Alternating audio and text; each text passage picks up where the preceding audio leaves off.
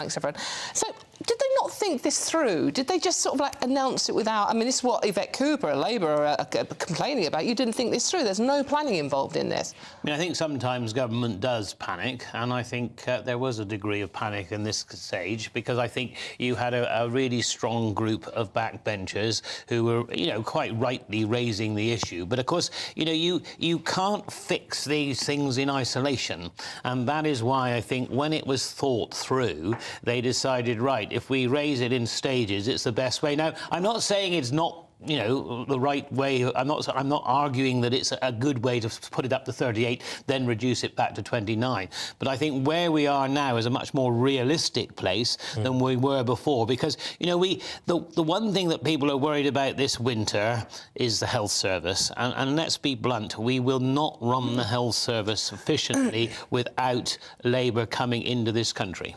And I suppose one of the big issues around this was there were people left in a state of limbo after this announcement. There were people who were perhaps halfway through the process of bringing over a potential spouse or whatever, who didn't know if they could bring over the person that they had recently married or were to marry. Now those in process will be treated under the old system, and only new applications will be treated under this new system. I suppose that's welcome, but it comes back to this original idea. It's fairly cack-handed to announce this, what, a month ago, and then leave people in this state of chaos, in this state of limbo for week upon week upon week, only now, just before Christmas, to finally announce I suppose, a stable system. Yeah, I mean, I had a number of people contact me about it, even though I'm no longer an MP, because they were very worried about it. And so, like I said, I actually welcome what they've done now. I think the trouble is that the Tory party, you know, let's be blunt, is lurching from crisis to crisis. And when there is a problem with net migration, you know, of 800,000, then something needs to be done. Out they come with the 38,000, then it's looked at. Then, of course, people realise the effect it has on people's lives as well.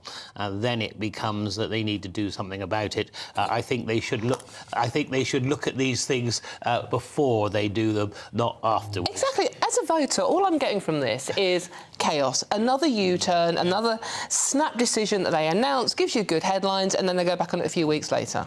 Yeah, I mean, I'm not in Parliament anymore. I don't take the whip. Don't take it personally, but... So therefore, I can tell you what I believe. But no, you're right. You know, there is chaos, and I think the trouble, putting it bluntly, the Tory party and the Prime Minister can't shift the position in the opinion polls, and so therefore, let's have a policy, whack it up to 38,000. That'll go down well with the electorate until you find you haven't got enough staff in the NHS and you're upsetting everybody who you know has a spouse or a wife or a husband that they can't get in and they've fallen in love. You know, it then becomes a real issue.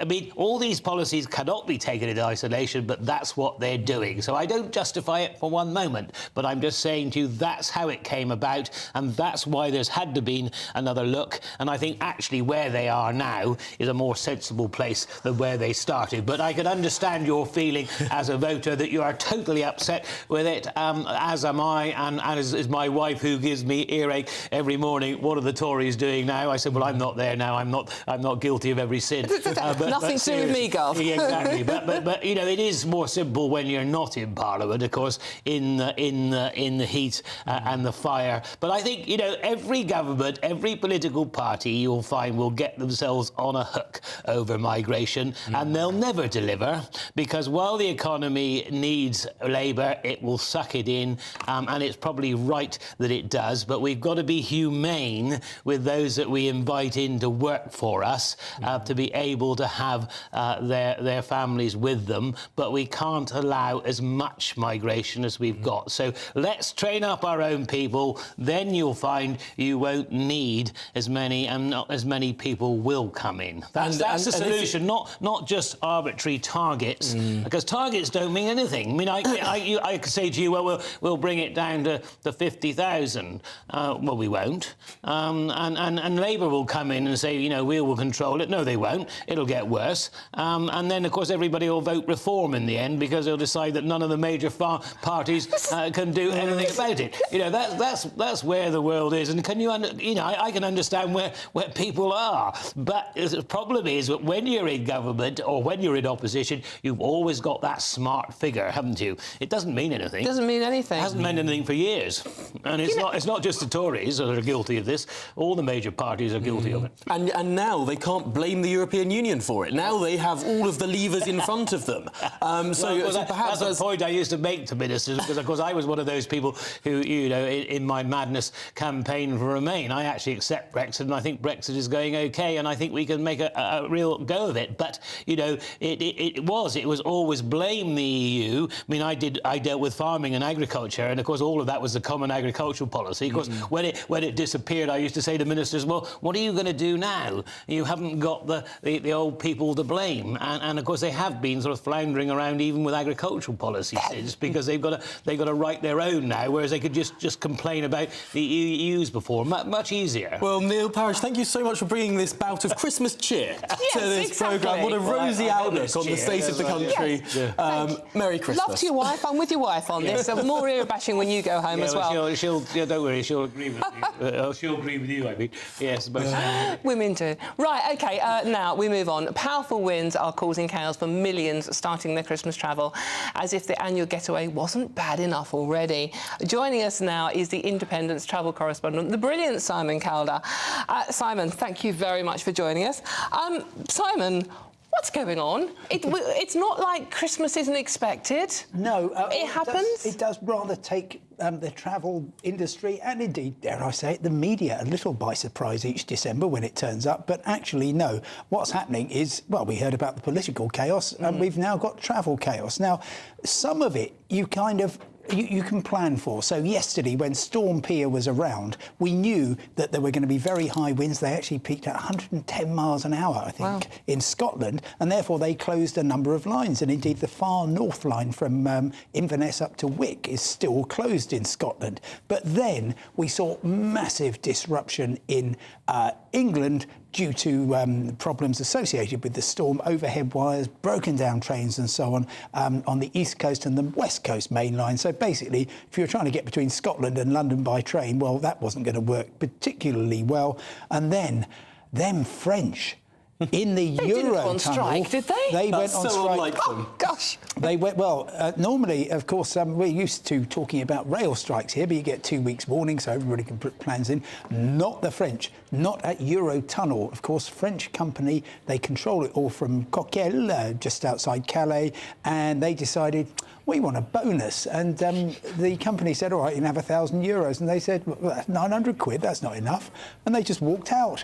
And the whole tunnel shut down, no shuttle car-carrying trains between Folkestone and Calais, and then much more substantially, no Eurostar trains could run. And I've been speaking to people who went from London St Pancras International. They were going to Paris or Amsterdam or Brussels. They ended up going to the mouth of the tunnel, then coming back. They were actually coming back? Yeah, and God. So many people in great distress because they had no idea how they were going to get where they needed to be.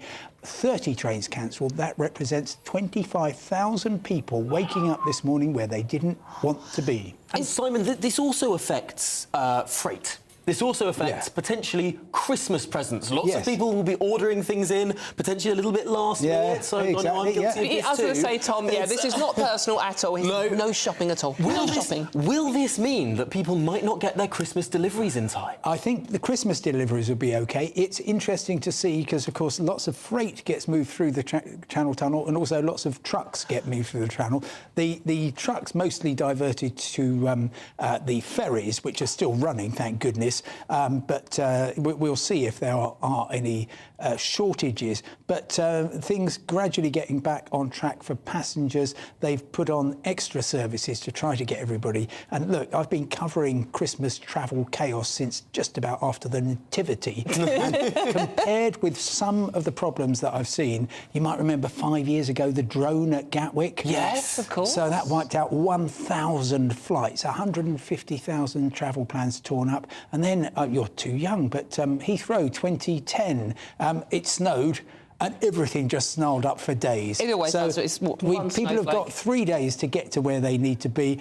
2 days if you're planning to use a UK train from London Paddington or from London King's Cross, because both of those really important intercity stations are going to be closed on Christmas Eve. Simon, if people have been delayed by either the strike in Eurostar or the train chaos because of the weather problems, how do they get compensation, or are they entitled to compensation? It's unlike the airlines. That's a really good question. But no, with the airlines, if it's your airline that messes up, then you get cash compensation. On the railways, the most you're going to get is your fare back. It may be that Eurostar, because it was such a miserable day, say you can have your fare back and you can have a voucher for a future trip. But people have lots of bookings and so on.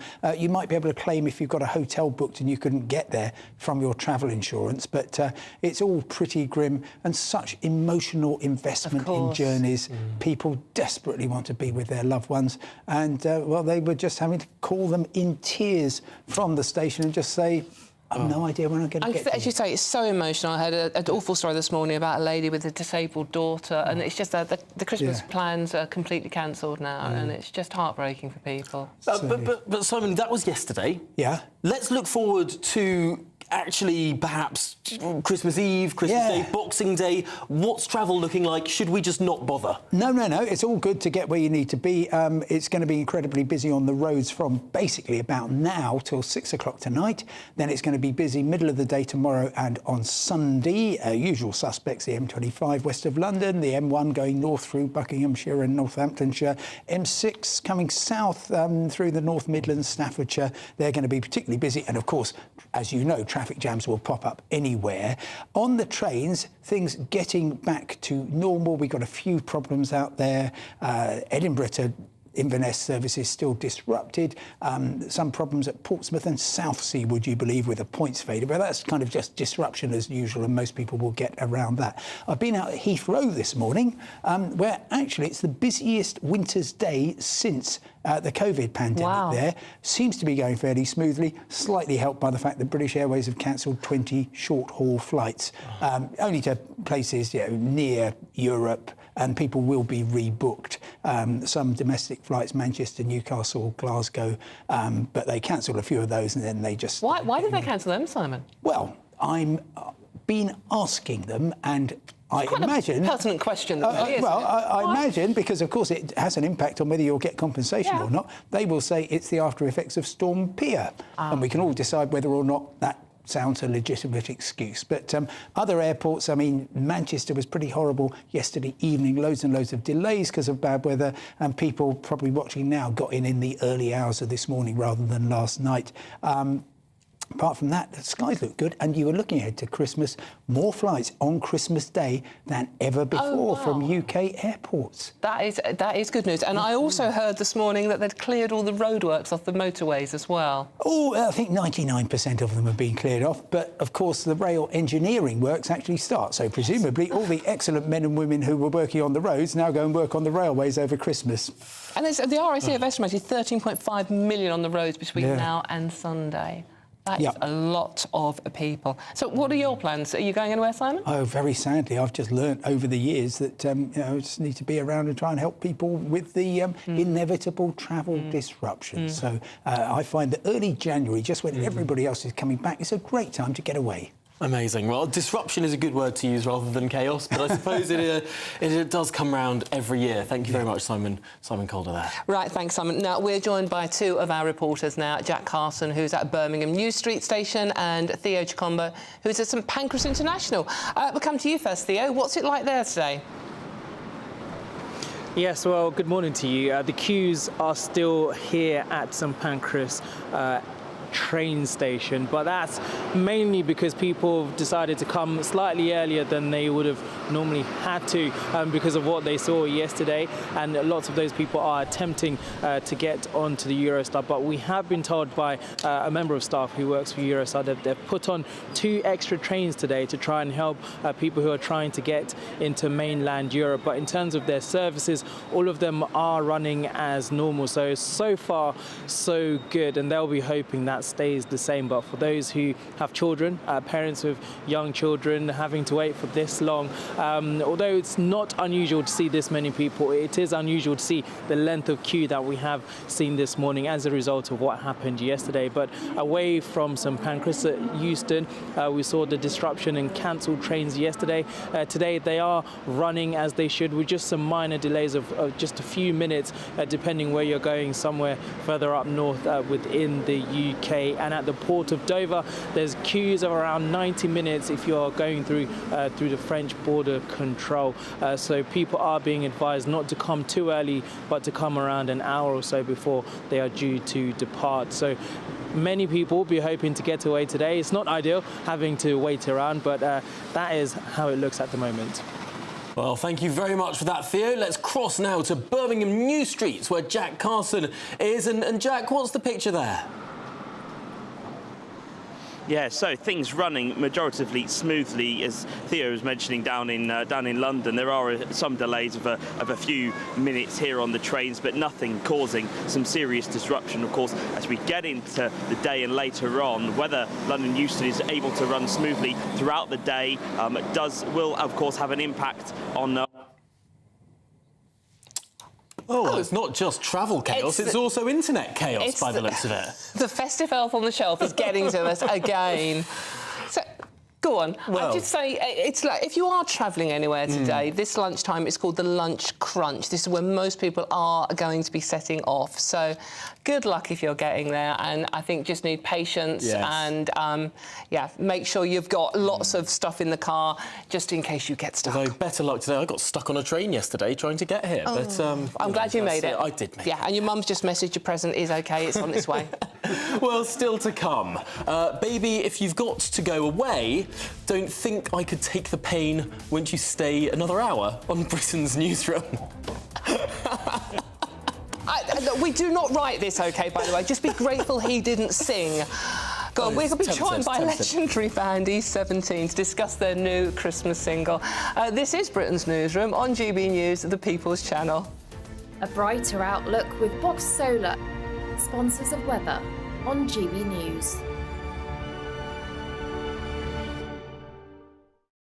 Good morning, welcome to your latest GB News weather update. I'm Annie Shuttleworth from the Met Office. Today's going to be another windy day. Not quite as windy as yesterday, but there'll be some quite persistent rain and showers across more northern and eastern areas.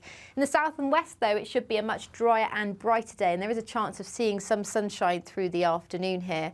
However, this band of rain will continue to stream into more northwestern areas, parts of southwestern Scotland, northwestern England, Northern Ireland as well. And the far northeast of Scotland will see some snow showers through the afternoon, as well as Shetland seeing snow to lower levels, so there is a snow and ice warning in force here. It will be a cold breeze across northeasterly areas, by contrast staying mild in the far southwest. That band of rain then pushes further east throughout the course of the night, and as it pushes into the colder air, it brings a risk of some snow to lower levels for northeastern Scotland, parts of Caithness for example, and we'll see some quite persistent rain across many central and northwestern areas of Scotland. Staying dry though further south, another fairly mild night with the breeze still continuing. We could a further risk of snow continuing on Saturday morning for the far northeast of Scotland. Further south, though, it should stay dry once again, perhaps some early sunshine in the south and east. But by the afternoon, that rain does slowly start to sink southwards into more northern areas of England, North Wales, as well as a risk of some showers to parts of the southwest. But it should stay mild for the bulk of the country, but the far north staying in the colder air.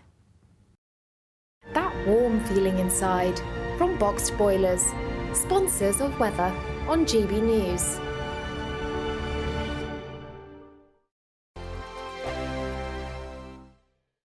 Join us every night on GB News at 11 p.m. for Headliners, which is 3 top comedians going through the next day's news stories, which is exactly what you need, because when the establishment has gone crazy, you need some craziness to make sense of it. Headliners. You don't have to bother reading the newspaper. We've got it covered for you. Every night at 11 p.m. and repeated every morning at 5 a.m. We won't send you to sleep like some of the other paper review shows out there. So join us 11 p.m. every night on GB News. The People's Channel, Britain's news channel. I think the most exciting bit for me is talking to people. People who I think are ignored often by the major news channels. We're going to give news they want to hear. There's a voice there that needs to be heard. I think there's a chance here for a diversity of opinion to be expressed, which you don't find elsewhere. It's really exciting. We don't hold back. We're free to say how decisions that are taken here affect us all around the country.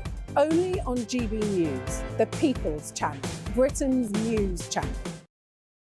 I'm Michelle Dewberry, and I'm not here to tell you what to think. I'd much rather hear what you have to say. So send in your opinions to gbviews@gbnews.com. Keep them clean, and you never know, I might read them out.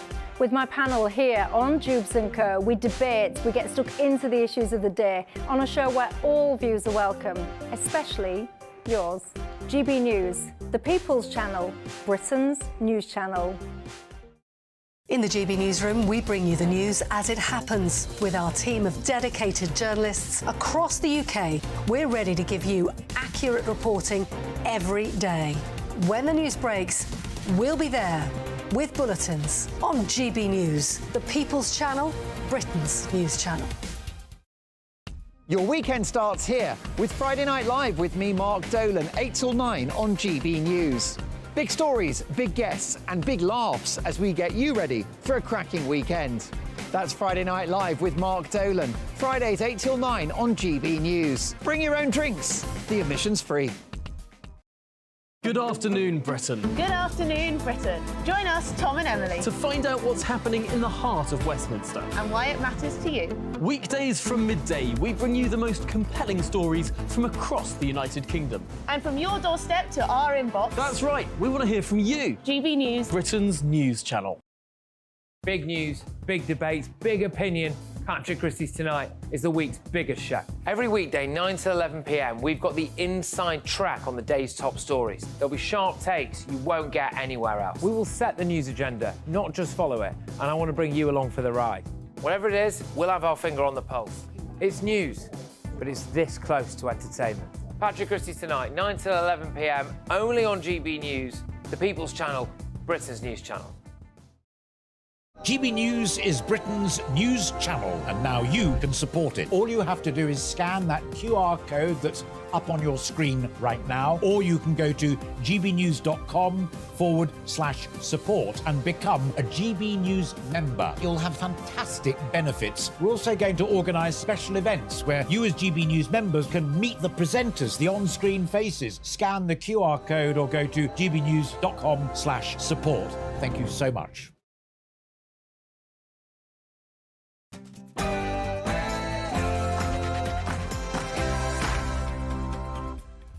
Good morning, it's 10 a.m. on Friday the 22nd of December. This is Britain's Newsroom here on GB News with me, Tom Harwood, and Dawn Neeson. Yes, and it's the nightmare before Christmas. I said I'd do it in a scary voice, didn't I? Today is set to be the busiest ever day in the festive season at major UK airports, trains and on the road. So if you're heading home for Christmas, make sure you get there early.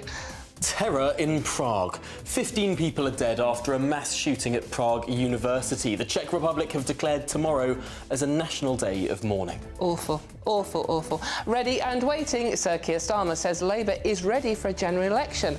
But is the country ready for a Labour government?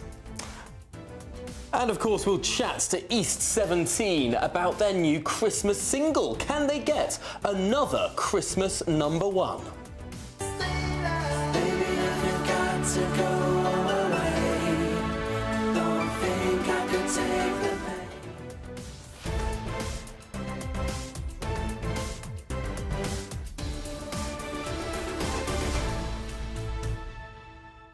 And of course, let us know your thoughts and opinions about all the stories we're covering. We'll get to some of those very shortly. You know the address to email, gbviews@gbnews.com. So we'll get to all of that after your news with Polly Middlehurst.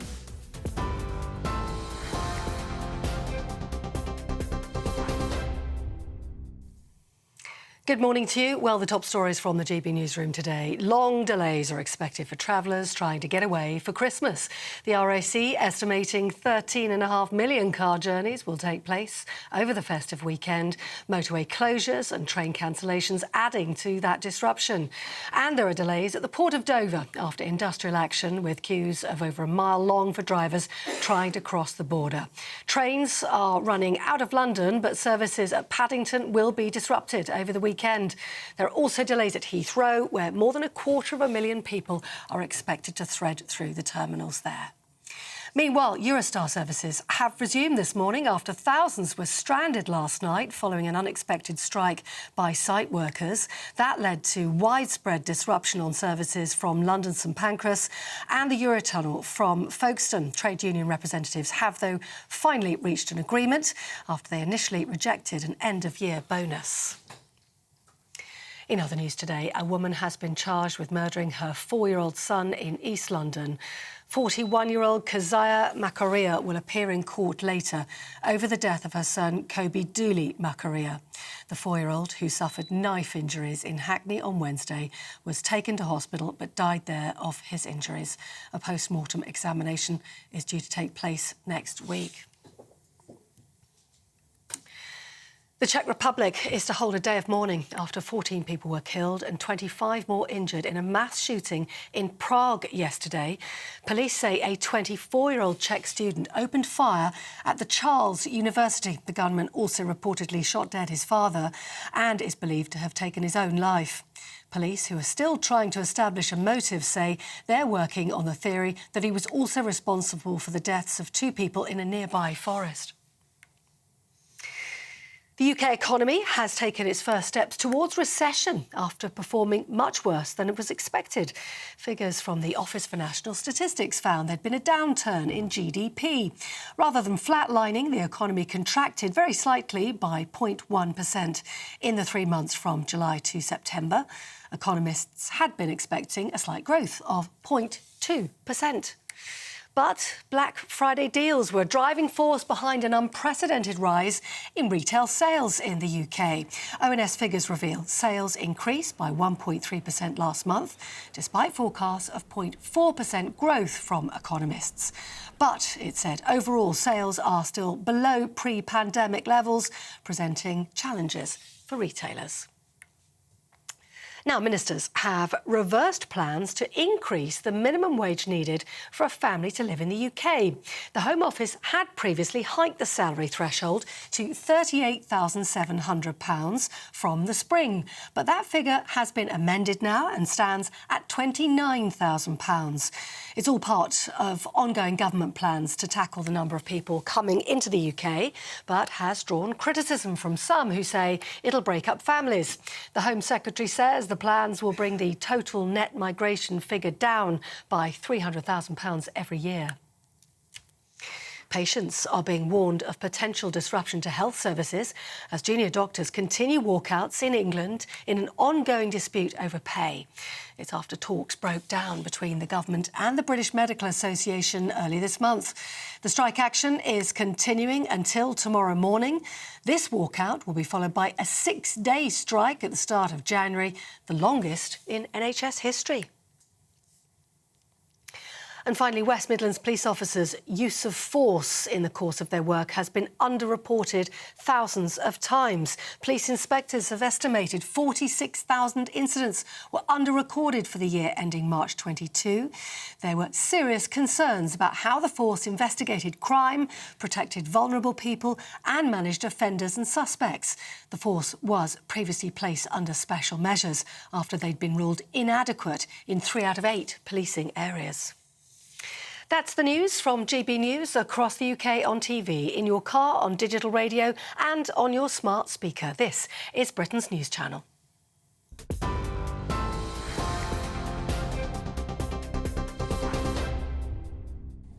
Thank you very much, Polly. OK, we've got some emails in, haven't we, Tom? We do. We said we'd get to the emails, and we've got them printed out, which is very plush. But Andy has written in to say the government says it's tough on migration. We were talking with Neil Parish, the former Tory MP, a little bit earlier.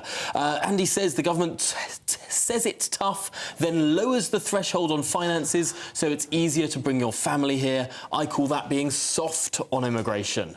Although it must be said, they're not actually lowering the the threshold. They're just raising it by less than they said they would. And it's incremental, and they will get to that original threshold. Although they haven't said when they'll get to that threshold. No. Devil's in the details. They don't really do details.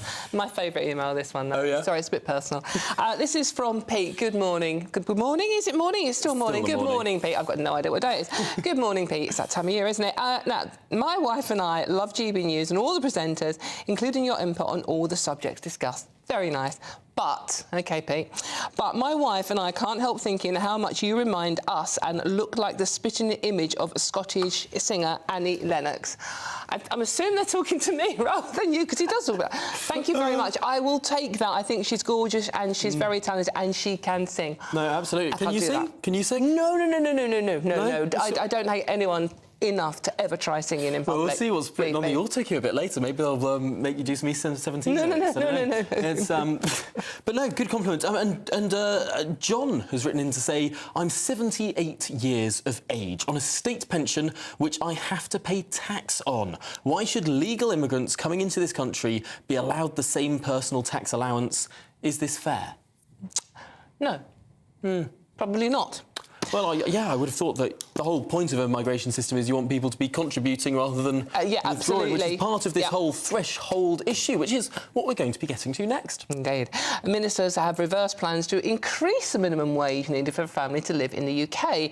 The Home Office had previously hiked the salary threshold to £38,700 from the spring, but the figure now stands at £29,000.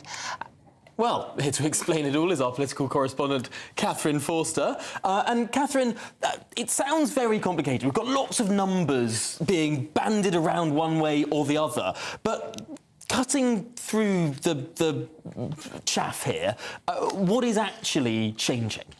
OK, so this is one of the big package of measures that the government unveiled at the beginning of December to cut net migration from the 750,000 that it was in the last year by 300,000.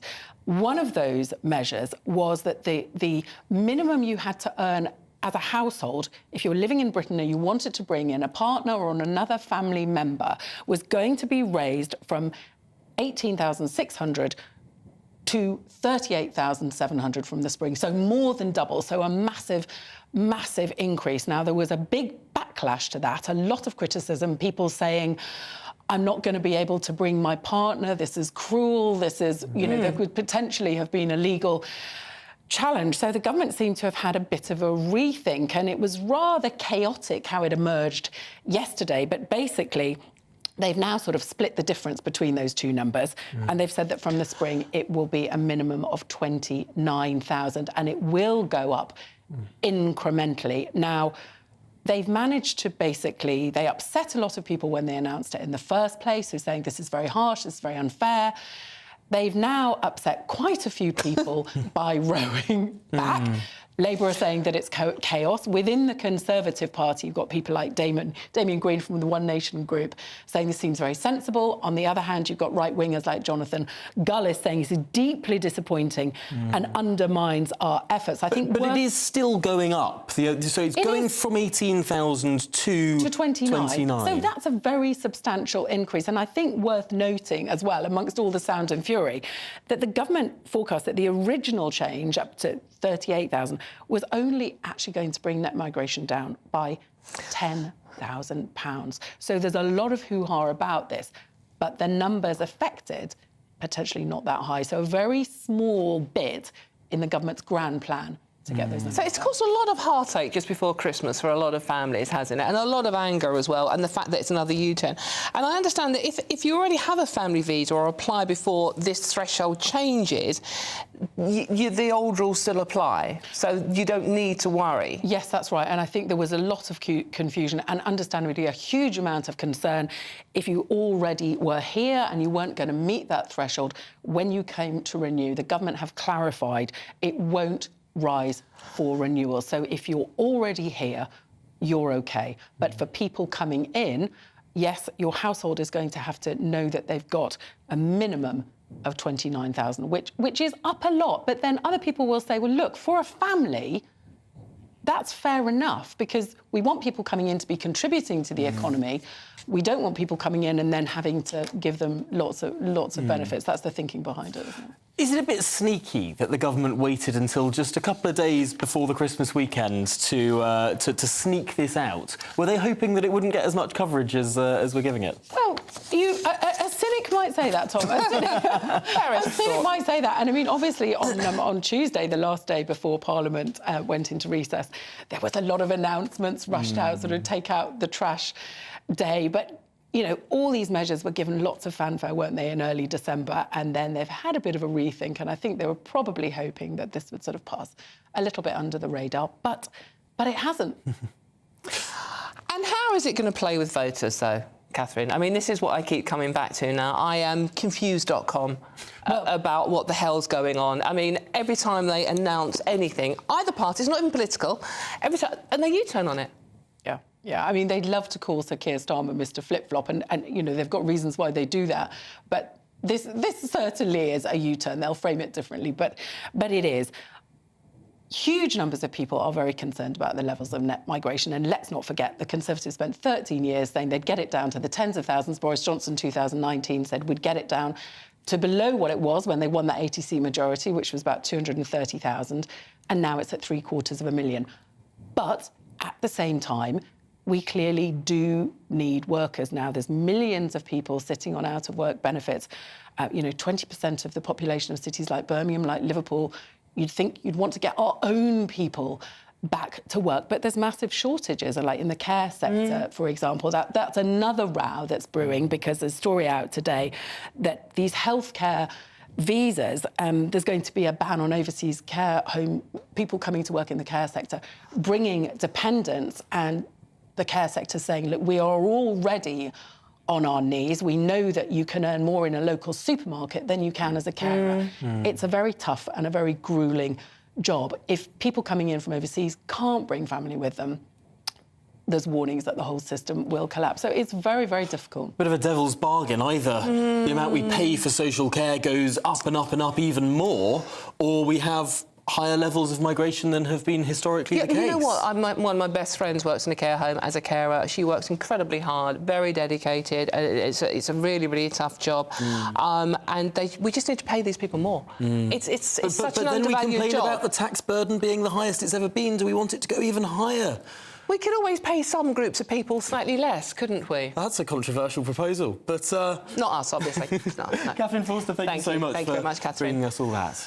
Now, go on. Every December, we get out the festive tunes, singing and dancing to the old favourites. E17's Stay Another Day is still a Christmas classic after nearly 3 decades. Admit it, you've either hummed along or witnessed a tipsy karaoke performance of this iconic tune. To go away. Don't think I could take the pain. Won't you stay another day? Oh, it sounds like Christmas, doesn't it? Yeah. I love that. That was from 1994. Tom, you were born in... 1996. Lovely, thank you. Right, OK, I'm not talking to the rest of the show. We're delighted to be joined by E17 now, Terry Caldwell, John Livermore and Robbie Craig. Gentlemen, thank you so much for joining us today. Now, you have a new Christmas single out. Tell us about that. Yes, we have collaborated with a company called Riot Labs, and we've brought out a charity single where 100% of the proceeds go to UK cancer charities. So it's called Merry Quitmas, and we're also... It's a campaign to try and get people to kind of give up smoking as well. And we're also doing an advert this year with a campaign with Ring Doorbells. So we've been knocking on people's doors in various places around the country, including London, Manchester. And it's been fun. We've had a ball, haven't we? Yeah. We're keeping the E17 spirit alive. So what's the inspiration behind this single? I mean, you know, why quitting smoking in particular? It was brought to us, really. Yeah, it was brought to us by Riot Labs, and they said, would we like to partner with them on the single? And yeah, I'm kind of going on that journey as well. I've been smoking for many years myself, and since I was 40, which was 10 years ago, every year, that's been my New Year's resolution to give up smoking, and it hasn't quite worked. So this year, with the help of Riot Labs as well, I'm going to be quitting smoking. So it's not good for you. And the price of cigarettes nowadays.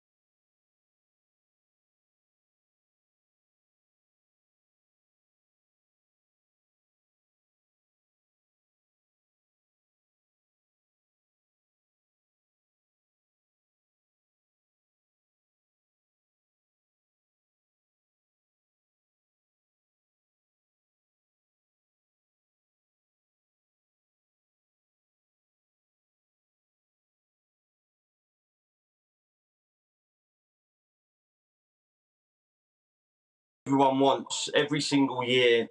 It's played on the radio and on TV. The video's played all over the internet. So that's kind of the legacy that gets left behind in years to come. You know, hopefully my great grandkids will go, that used to be my great granddad. You know, so yeah, it's amazing. Plus, we got the white coats on every night. We're doing over 40 shows in the last 7 weeks, and yeah, they need washing. I'll be glad. Those big, famous furry white coats from the video. I have to ask you, did you see the parody video that went viral on the internet just a couple of weeks ago, where the original band members of E17's faces were replaced with Rishi Sunak and David Cameron and Jeremy Hunt? Loads of people were sending me that. Yeah, all my mates were sending me it. Yeah, It was funny that. they done an all right job at it. That happens every year. Somebody's doing that every year. Yeah. Who were you replaced by in that video, Terry? I haven't seen that one, I must admit. Which politician did you get? I think I might have been David Cameron, unfortunately. Sorry. What an accolade. So, I mean, were you daunted about putting another Christmas single out there? Because, you know, Stay Another Day is so iconic. So was it daunting bringing out another Christmas single? No, not really.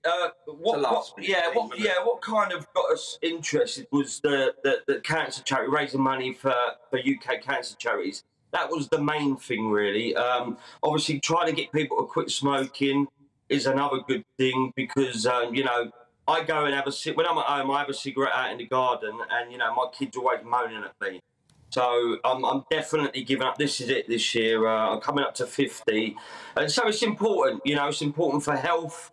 Well, there's 76,000 people a year just in the UK are dying from smoking-related illnesses. So it's a proper good cause. Yeah, you know, it's going to help people get healthier. It's going to help families stay together. So yeah, the main thing is just good in general to do that and raise money and awareness, you know, for cancer charities. I'm going to have to ask you this, gentlemen. This is obviously a song about addiction, and, you know, smoking is a huge killer in this country. Now, your former Brian mate, Brian Harvey, did cast a shadow over the original E17 with the drug issues that were going on at the time. How do you feel about that now, looking back at those days? I think you've got good memories of your past, haven't you? Yeah, you know, mate, we shared some great memories together. Obviously, we was working 7 days a week as a band, and you know, when you're in that close proximity together for that amount of time, you know, you have your little arguments and stuff. But you know, I'm having a great time now, and I think for you guys, they're all young boys make mistakes. I think Brian was a good front man. At the end of the day, everyone makes. Yeah, it's right. Everyone does make mistakes, and hopefully he's learned from that. That's it. Brilliant. Thank you. Terry Caldwell, Joe Mortimer and Robbie Craig, thank you so much for joining us this afternoon. Really appreciate it. Joe Livermore. Good luck with the single. Yeah, Thank you. absolutely. Thank you very very good much. cause. And happy Christmas. Well, still to come, is this the nightmare before Christmas? Are you caught in the traffic? Well, The Sun's travel editor, Lisa Minot, will bring us the very latest. This is Britain's Newsroom on GB News. Wake up to the headlines with Headliners every morning at 5 a.m. We treat you to the day's biggest stories before anyone else, 7 days a week. You can catch up on everything you need to know before you've even had your kippers. Headliners every morning at 5 a.m. only on GB News, the People's Channel, Britain's news channel. I'm Andrew Doyle. Join me at 7 o'clock every Sunday night for Free Speech Nation, the show where I tackle the week's biggest stories in politics and current affairs with the help of my 2 comedian panellists and a variety of special guests. Free Speech Nation, Sunday nights from 7 on GB News, the People's Channel, Britain's news channel. Big news, big debates, big opinion. Patrick Christie's Tonight is the week's biggest show. Every weekday, 9 to 11 p.m, we've got the inside track on the day's top stories. There'll be sharp takes you won't get anywhere else. We will set the news agenda, not just follow it, and I want to bring you along for the ride. Whatever it is, we'll have our finger on the pulse. It's news, but it's this close to entertainment. Patrick Christie's Tonight, 9 to 11 p.m, only on GB News, the People's Channel, Britain's news channel. Now then, Lee Anderson here. Join me on GB News on my show, The Real World, every Friday at 7 p.m. I'm not eating bloody cat. Are you Delicious. mental? Open your mouth. OK, here comes a train. Reminds me of the scene in Singing in the Rain. Adam, is that a good one? Whoa! Join me at 7 on GB News, Britain's news channel. What you get for breakfast is something that, if we do our jobs right, you will wake up to news that you didn't know the night before. It's a conversation. It's not just me and Eamon. We want to get to know you, and we want you to get to know us. From 6, it's Breakfast with Eamon and Isabel. Monday to Thursdays on GB News, Britain's news channel. Have a great Saturday night with me, Leo Curse, on the Saturday Night Showdown. It's a crazy world out there, so come and make fun of it with me, my panel of comedians, and a couple of people who actually know what they're talking about. This Saturday Night Showdown is your front row ticket to the clown show, every Saturday, only on GB News, the People's Channel, Britain's news channel. Good afternoon, Britain. Good afternoon, Britain. Join us, Tom and Emily, To find out what's happening in the heart of Westminster. and why it matters to you.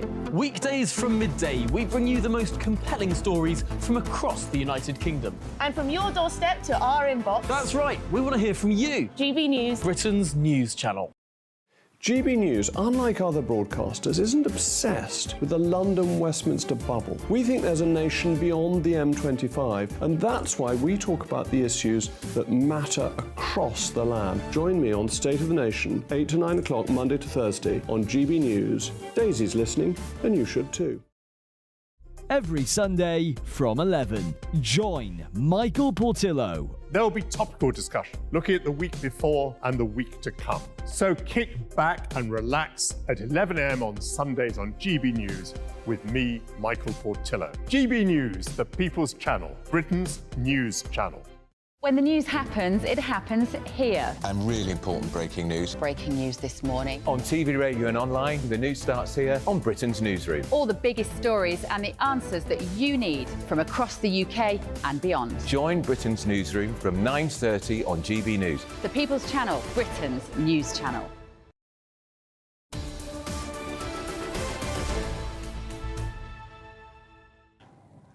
Good morning. It's 10:25. You're with Britain's Newsroom on GB News with Tom Harwood. That's him. And me, Dawn Neeson.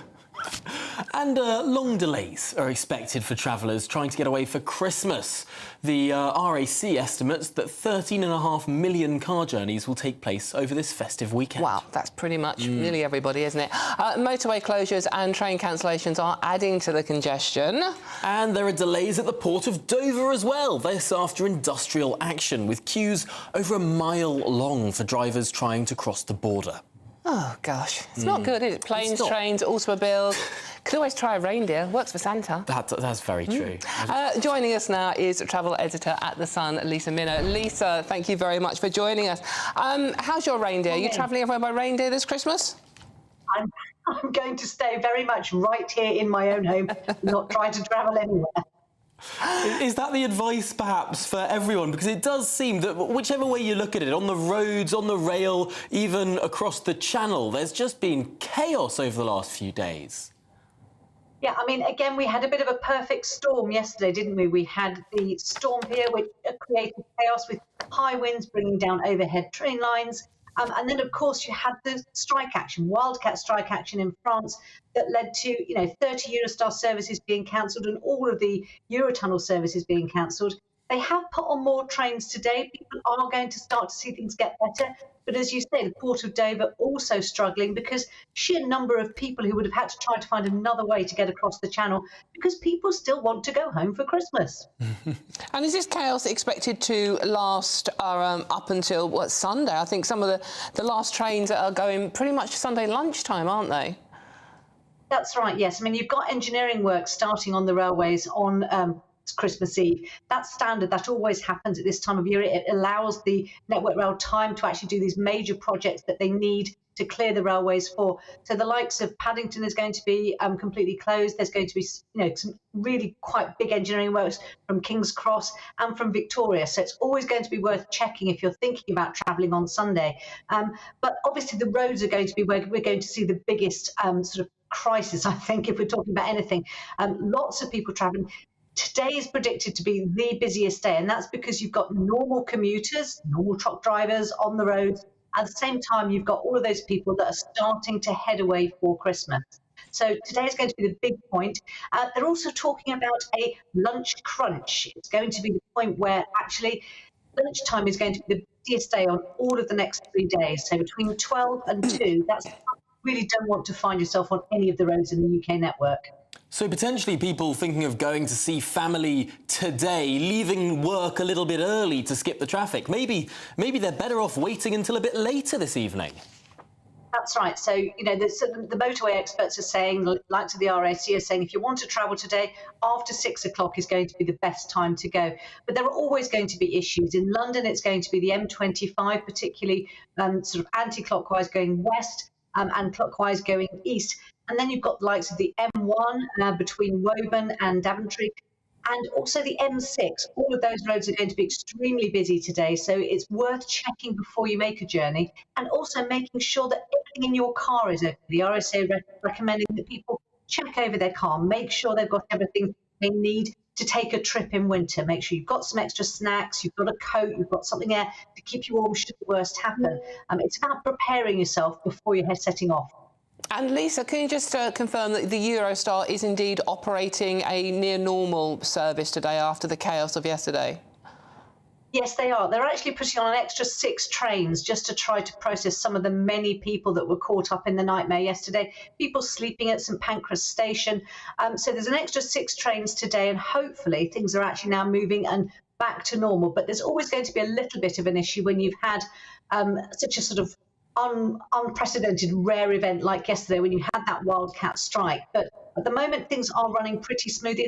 There's a lot of people at St Pancras Station, but things are running pretty smoothly. And Lisa, I've lost the plot with what's happening with strike dates in this country, let alone the French going on strike.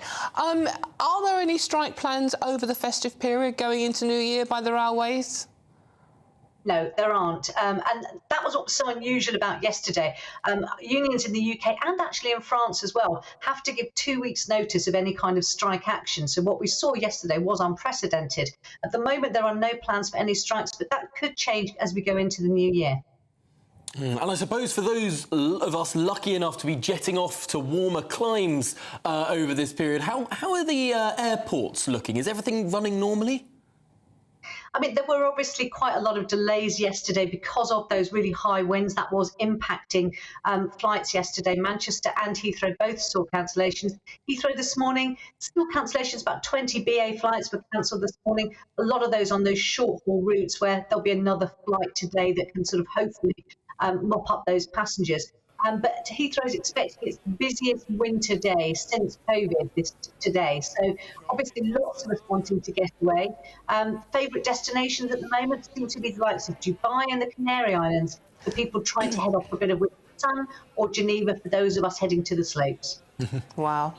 or you could just stay here on the settee and watch us on GB News. Yes. Lisa Minnow, thank you very much for us, and Merry Christmas to you and all your family. Thank you for joining us. Still to come. Yes, coming up on the show, the Irish government is to begin a legal challenge against the UK government over its decision to offer immunity for Troubles-era crimes. That and much, much more after your morning news with Polly Middlehurst.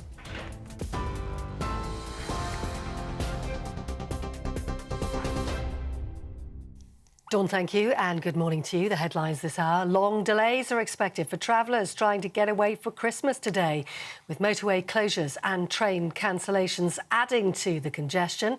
Queues are more than a mile long for drivers at the Port of Dover after industrial action there, and trains are running out of London, but services will be disrupted over the weekend. There are also delays at Heathrow, where more than 250,000 people are expected to make a journey. Meanwhile, Eurostar services have resumed after thousands of people were stranded last night following an unexpected strike by site workers. That led to widespread disruption on services from London St Pancras and from the Eurotunnel from Folkestone. The union, though, has now agreed a deal after initially rejecting an end-of-year bonus. In other news today, a woman has been charged with murdering her 4-year-old son in East London. 41-year-old Keziah Makaria will appear in court later over the death of her son, Kobe Dooley Makaria. The 4-year-old, who suffered knife injuries in Hackney on Wednesday, was taken to hospital but died of his injuries. And the Czech Republic will hold a day of mourning today after 14 people were killed and 25 more injured in a mass shooting in Prague yesterday. Police say a 24-year-old Czech student opened fire at the Charles University. The gunman also reportedly shot his father dead and is believed to have taken his own life. Police are still trying to establish a motive, but they're working on the theory that he was also responsible for the deaths of 2 people in a nearby forest. The UK economy has taken its first step towards recession after performing much worse than expected. Figures from the Office for National Statistics found there'd been a downturn in GDP. Rather than flatlining, the economy has contracted very slightly by 0.1% in the 3 months from July to September. Economists had been expecting growth of 0.2%. Those are the headlines. More on all those stories by heading to our website, gbnews.com.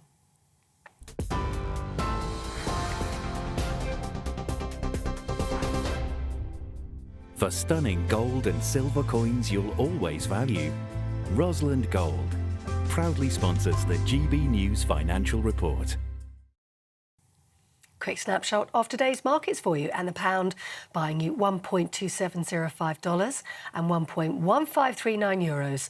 The price of gold is £1,617 and 66 pence an ounce, and the FTSE 100 currently standing at 7,699.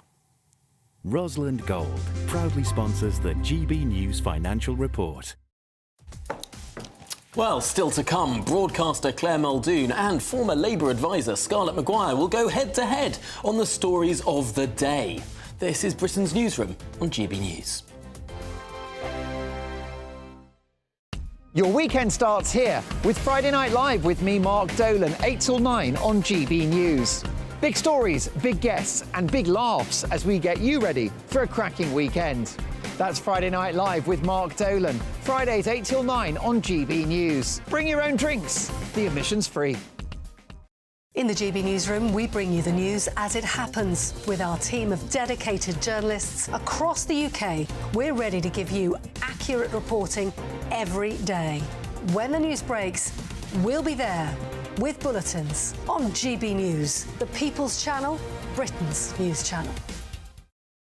Big news, big debates, big opinion. Patrick Christie's Tonight is the week's biggest show. Every weekday, 9 to 11 p.m, we've got the inside track on the day's top stories. There'll be sharp takes you won't get anywhere else. We will set the news agenda, not just follow it, and I want to bring you along for the ride. Whatever it is, we'll have our finger on the pulse.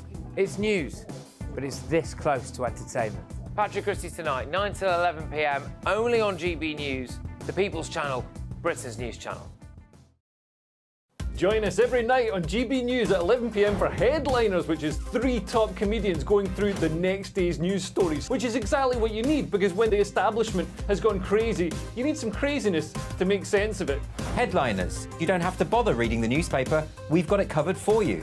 Every night at 11 p.m. and repeated every morning at 5 a.m. We won't send you to sleep like some of the other paper review shows out there. So join us 11 p.m. every night on GB News. The People's Channel, Britain's news channel. I'm Michelle Dewberry, and I'm not here to tell you what to think. I'd much rather hear what you have to say. So send in your opinions to gbviews@gbnews.com. Keep them clean, and you never know, I might read them out. With my panel here on Jubes & Co, we debate, we get stuck into the issues of the day on a show where all views are welcome, especially yours. GB News, the People's Channel, Britain's news channel. Tired of the usual focus-tested, pre-prepared Westminster runaround? Well, so am I. So you want higher taxes? Is your department to blame for this? Are you rethinking this policy? Every Sunday at 9:30, I'll be sitting down with those in power to get the truth about the issues affecting you.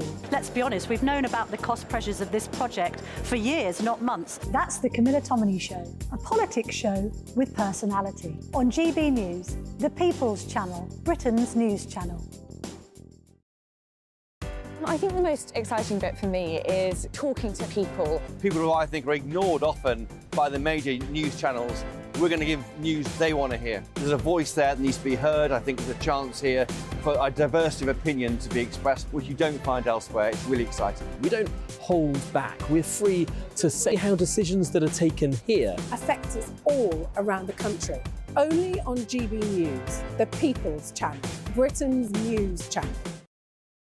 Good afternoon, Britain. Good afternoon, Britain. Join us, Tom and Emily, To find out what's happening in the heart of Westminster. and why it matters to you.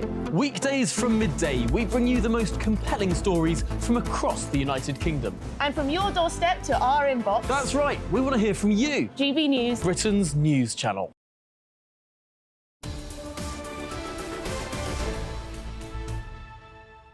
Morning, it's 10:38. You're with Britain's Newsroom on GB News with Tom Harwood and me, Dawn Neeson. Now, the Irish government is set to begin a legal challenge against the UK government over its decision to offer immunity for Troubles-era crimes. As the consequences of the Troubles echoes on, it's important to reflect on the human cost of the 30-year conflict. Well, in that vein, the author Dr. Susan Phoenix has released a new audiobook voiced by her son, detailing the incredible story of her late husband, Ian Phoenix, who was a paratrooper, then a police officer during the Troubles. And Dr. Phoenix joins us now. There you are. Lovely. Thank you so much for joining. Is it OK to call you Susan? Thank you so much for joining us. Thank you. Really appreciate your time. Can you tell us a little bit about the audiobook that you've written about your husband's experiences? Yeah, it's actually the audio version of a book that was written almost 30 years ago now, because it is the anniversary of the crash of the Chinook that killed 29 people, counter-terrorist officers in Northern Ireland, next year. So we've timed it by sheer accident to come out just as the anniversary. It's a book that has continued to intrigue people because it was when I look back, an incredible life and a very different way to live, 25 years of the Northern Ireland Troubles. And it was quite an abnormal way that we lived. It wasn't until my husband died that we realised just what it was and how it was. It was dangerous, it was exciting, it was frustrating, and so many people lost their lives in that 25 years. Over 3,500 people. And it gets to this point of the prosecutions, of the proposals about not going after individuals on both sides anymore. That cuts deep to both communities in Northern Ireland. There are those who fought against terrorists, and there are those who felt that there were others on the other side committing awful crimes too. What's your view of how the government has chosen to try and sort of put a stop to these prosecutions? It's interesting because I hadn't heard about this until just recently. I've been away, so I'm a bit on the spot here. But the fact that they want to draw a line under it, I'm not sure. It depends on which line and why. Because since I wrote this book, I have had a lot of harassment from government agencies, security people, and families of hurt people to find out if I have more information. Because, of course, 30 years is nothing in the life of people who are suffering, have suffered, and exactly what did happen. So I'm not really, I think my husband would have agreed with the Irish government. These things be properly organised, and the British government can't just stop doing what they've been doing. Susan, I mean, the book does sound incredibly emotive, and I'm sure it must have been very emotional for your son narrating it as well. Can you paint us a little pen portrait of what it was like for your husband during the Troubles? I mean, he must have faced some incredibly dangerous situations. Absolutely. He and his colleagues, I mean, the book tells the story of him joining the RUC, his life, boyhood ambition after he left the parachute regiment, and we moved to Northern Ireland. I thought I was just going to be a policeman's wife, but that isn't the way it was. Our whole life became involved in security. So we had to think about our own security, our family security. You couldn't do the washing, you couldn't hang uniforms out. We had to look under our car for booby-trap bombs. We had to make sure we were not followed home. We became very counter-terrorist agents in our own right. Even the teenagers, when the children became teenagers, they had to be taught to look under the car. It was just a very different way of life. And it wasn't until we stepped out of that. It wasn't until Ian was killed in the Chinook accident and the whole world came to see what had happened to those men who died that we realised what an abnormal life we lived. We had a gun under our pillow when we were in bed, all of those things. But it became the norm because you learn to adapt. I'm very much in favour of the fact we adapt to whatever comes into our lives if we allow our own inner strength. He was a good man. He loved his country. He loved people of all sides of the religious divide. He just wanted peace, and he was working for peace. He ended up, of course, in charge of a terrorism unit, which was totally different kettle of fish, and saw some of the most awful things that were happening undercover that no one actually got to hear about until much later. That sounds an incredible lifestyle you must have led. What lasting effect has it had on you, and indeed your son, obviously?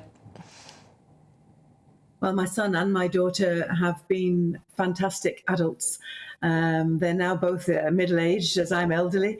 And the resilience that we learnt about there and how to cope with daily life, not to run away crying at everything, and to stop, take time and think about what you can do to deal with anything that comes your way. And also to help. I think when you're giving out to other people, which we did a lot, I worked cross-culturally with the deaf community when I was there. So I was crossing the border, much to people's surprise. My husband came with me sometimes. He wasn't allowed to cross the border because he wasn't allowed to take his weapon with him. And we had many friends from all corners of the community. And after he died, we had letters from people saying, gosh, we didn't think we'd know a policeman. So that was good. Human people are human people, and we can deal, but we need communication. And that's what we learned. Communication is very, very important. Susan, thank you so much for that, for talking to us today, and good luck with the audio version. It's called Phoenix Policing the Shadow. That's Dr. Susan Phoenix. May we wish you a very Merry Christmas to you and your family. Thank you very much. Now, we want to hear from you about your tales of traffic chaos. Are you stuck on a motorway, in a railway station or at an airport? Do get involved, get in touch, gbviews@gbnews.com, and we'll be getting to some of those stories a bit later in the programme. Yeah, now, change of pace. I'm pleased to be joined by former Labour advisor Scarlett Maguire and broadcaster and journalist Claire Muldoon to discuss some of the biggest stories of the day.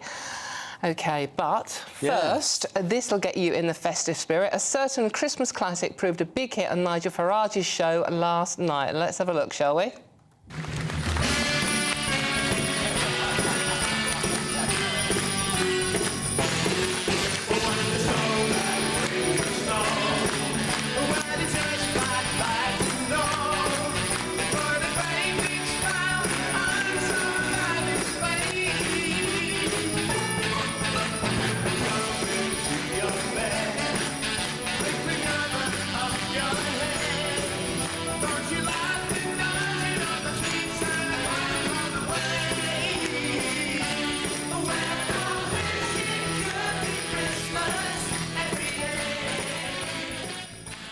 magical. Dawn and I were dancing throughout that clip. I can see why this has apparently gone viral online. What a magical performance. We were sitting dancing in our chairs, obviously, and the gallery, the people would talk to us in our ears going, don't sing. No, just don't sing, though. Just don't sing. Promise you won't sing, because we can't, basically. I love that song as well. No, come on, what's not to like? It's Christmas, have a boogie, wear sparkles. Well, shall we turn this to the panel? Scarlett, just your reaction. I mean, I'm struggling to find words. I suppose everyone getting into the Christmas spirit. No, it's a wonderful song. I just was a little shocked at the ageing of the group. It's not the way I remember them. I mean, which is a shame, actually. I mean, there are a few extra stone put on, but they can still sing. That's what matters. It's a great song. They were brilliant. And Claire, I suppose it's interesting that there are all of the... We've been talking a lot about these classic Christmas songs today, this morning. They seem to all be from the 90s. Well, notwithstanding the fact, though, but why can't we have new Christmas songs? Why do we have to go back to the historic ones? You know, there's not been a decent Christmas new movie, nor has there been decent new Christmas songs. That is true, actually. What's your favourite? Your favourite Christmas song? Your favourite Christmas... It doesn't have to be a number one, because a lot of the Christmas hits we think of didn't actually get to number one. Yeah, I can't... I mean, there are so many. I mean, my daughter has a Christmas tape that we have to... When we're in the car over Christmas, we have to listen to. So... My trip down to Dorset on Christmas Eve is going to be full of Christmas. But actually, you're right. I mean, thinking about it, there are no songs, and the movies is worse. I know. mean, much. It's a bit like the UK's foray into the Eurovision. We've got this massive talent for writing, producing, being artists in this country, and yet we can't win. Although with Sam Ryder, we almost won. I wonder if we'll win second. with Ollie Smith this year. Oh, perhaps. I didn't even know who he was, I'm sorry. Oh, you didn't watch Years and Years? No, I didn't even know who he was. And obviously there's a fury over the letter he sent about our... Moving on. Moving on. Moving on. Well, Scarlett, in a completely different change of direction, you've brought us back down to reality with a choice of story that the Office for National Statistics released this morning at 7 a.m. I know. I woke up to it. This is... I mean, I'm not sure how much this is serious bad news, because it basically we've gone from 0.2%. We've gone from zero down, saying that the revised figures... Another thing I do not understand, why we keep on putting different figures and then we keep on changing them. I mean, for those of us who are not economists, it gets worrying. But anyway, what's happened is that the economy shrank between July and September. If this happens again... then we are technically in a recession. Now, obviously, this is not good news. Very bad news for Rishi Sunak, because he's promised that we're going to grow, whereas we're doing the opposite. What it means to ordinary people who, you know, recession or no recession, are having real problems. I mean, I know inflation has gone down, but that just means prices are going up more slowly. They're not coming down. I mean, but what it means is... And then Jeremy Hunt goes, we're about to turn the corner. I think I've heard this one before. Which particular corner are we up to now? Claire, do we attach too much importance to, you know, 0.1% above or 0.1% below? Yes. It's basically flat. Yes. Yes. I mean, this is just... I mean, the ONS, I mean, they get things... Statistics can be manipulated, they can be moved, they can be shifted, they can be used to show whatever the message is that you want to portray or convey. And to be honest with you, I don't think this is helpful. It's not helpful in terms of managing the economy. It's not helpful for me, a normal person, wanting to go about my daily life. I don't know what that means specifically. I don't want to know. I don't want the politicians to worry about this. We've got Christmas coming up. Let's just forget about this, will we, please? And there's a big whole world out there as well. How's the finances of the global world Well, looking? of course, Germany's Why been do in we a have- technical recession for the last year, but America has experienced 5% growth. Well, they've got a big election next year, so they've got lots of things that can change that. But I don't know about you lot, but the conversation in my house this morning went along the lines of where's the bleep sellotape? That was about as deep and political as it got this morning. At least your family's bought the presents then. That's. What, you mean you haven't shopped yet? Yeah. Is that what you want to admit? That's this afternoon's job. Actually, we've got time for one more story, I think. AI beats human at game of physical skill for the first time. So the link there is maybe you can get AI to come to your Christmas shopping for you. Who selected this one? I think it'd be wonderful if AI told me what presents to buy. It's not buying them is not a problem. So both my kids I still give stockings to, which is very nice. They get their knickers, they get their socks, they get a book, they get chocolate and orange. You've just told them what they get. They get it every year. Santa, They get it every year. My daughter replies.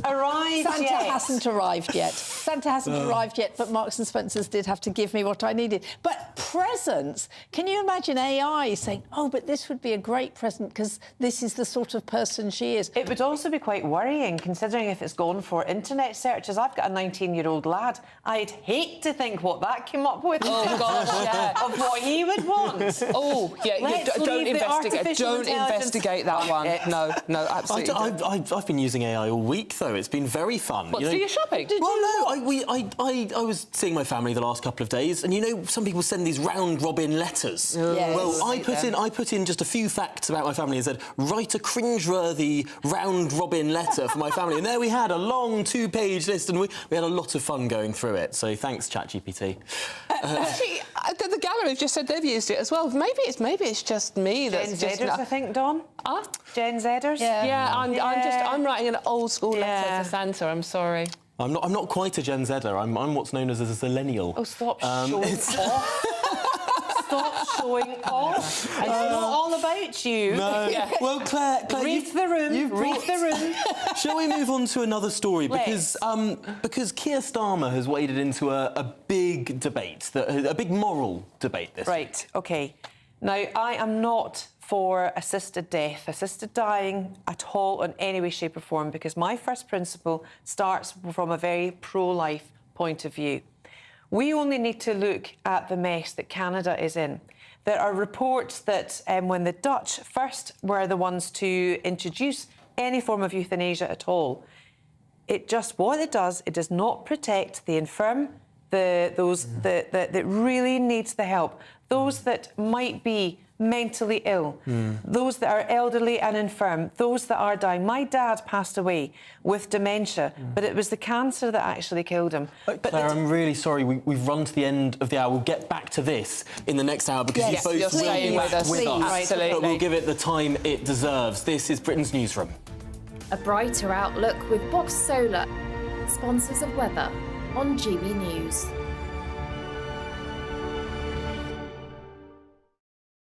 Hello, I'm Alex Deakin, and this is your latest weather update from the Met Office for GB News.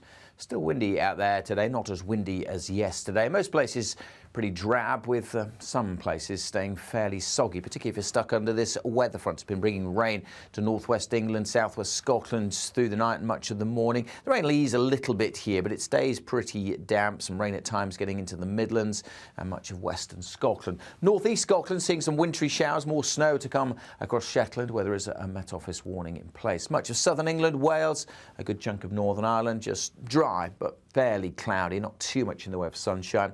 Pretty mild, though, for the time of year, 10 to 12 degrees. Colder, though, in the far northeast, where the weather remains pretty wintry, and increasing chance tonight of seeing some rain turning to snow. That could be quite heavy, and we have a Met Office yellow warning in place across parts of the northeast mainland and the Northern Isles for that snow and ice risk overnight and into Saturday morning. For many across England and Wales, there'll be a dry night, just fairly cloudy, and a very mild night. The rain really sets in across western Scotland through the night and lasts for most of Saturday. That could also cause some disruption, along with the snow further north and east. Patchy rain over southern Scotland, Northern Ireland, maybe parts of northern England too, but much of the south, again, just looking dry and cloudy. Quite windy at times, and for most of us, staying very mild. Bye for now.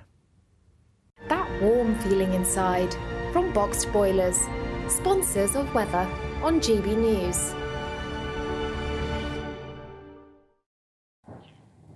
Well, still to come, there's travel chaos as Brits battle massive queues at train stations and a mad dash to get home before Christmas. You're with GB News on Britain's Newsroom and the People's Channel. And much more. GB News is Britain's news channel, and now you can support it. All you have to do is scan that QR code that's up on your screen right now, or you can go to gbnews.com/support and become a GB News member. You'll have fantastic benefits. We're also going to organise special events where you as GB News members can meet the presenters, the on-screen faces. Scan the QR code or go to gbnews.com/support. Thank you so much. Big news, big debates, big opinion. Patrick Christie's Tonight is the week's biggest show. Every weekday, 9 to 11 p.m, we've got the inside track on the day's top stories. There'll be sharp takes you won't get anywhere else. We will set the news agenda, not just follow it, and I want to bring you along for the ride. Whatever it is, we'll have our finger on the pulse. It's news, but it's this close to entertainment. Patrick Christie's Tonight, 9 to 11 p.m, only on GB News, the People's Channel, Britain's news channel. Now then, Lee Anderson here.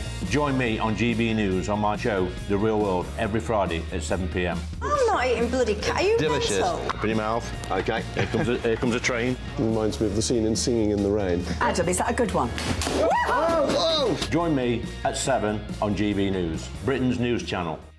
I'm Andrew Doyle. Join me at 7 o'clock every Sunday night for Free Speech Nation, the show where I tackle the week's biggest stories in politics and current affairs with the help of my two comedian panellists and a variety of special guests. Free Speech Nation, Sunday nights from 7 on GB News, the People's Channel, Britain's news channel. What you get for breakfast is something that, if we do our jobs right, you will wake up to news that you didn't know the night before. It's a conversation. It's not just me and Eamon. We want to get to know you, and we want you to get to know us. From 6, it's Breakfast with Eamon and Isabel. Monday to Thursdays on GB News, Britain's news channel. Wake up to the headlines with Headliners every morning at 5 a.m. We treat you to the day's biggest stories before anyone else, 7 days a week. You can catch up on everything you need to know before you've even had your kippers. Headliners every morning at 5 a.m, only on GB News, the People's Channel, Britain's news channel. Every Sunday from 11, join Michael Portillo. There'll be topical discussion, looking at the week before and the week to come. So kick back and relax at 11 a.m. on Sundays on GB News with me, Michael Portillo. GB News, the People's Channel, Britain's news channel. I'm Michelle Dewberry, and I'm not here to tell you what to think. I'd much rather hear what you have to say. So send in your opinions to gbviews@gbnews.com. Keep them clean, and you never know, I might read them out. With my panel here on Jubes & Co, we debate, we get stuck into the issues of the day on a show where all views are welcome, especially yours. GB News, the People's Channel, Britain's news channel. Have a great Saturday night with me, Leo Curse, on the Saturday Night Showdown. It's a crazy world out there, so come and make fun of it with me, my panel of comedians, and a couple of people who actually know what they're talking about. The Saturday Night Showdown is your front row ticket to the clown show every Saturday, only on GB News, the People's Channel, Britain's news channel.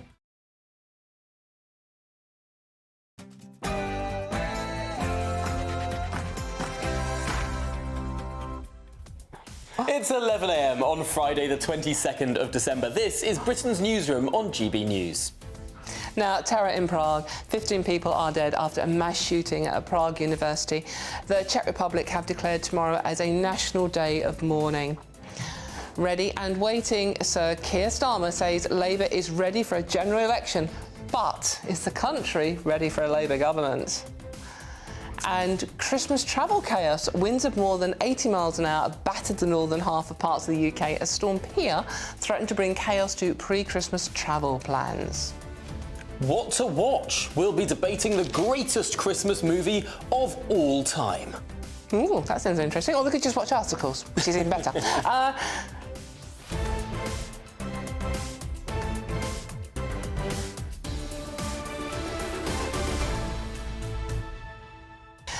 Let us know all your thoughts on our talking points today. Email us at gbviews@gbnews.com. And here is the news with Polly Middlehurst.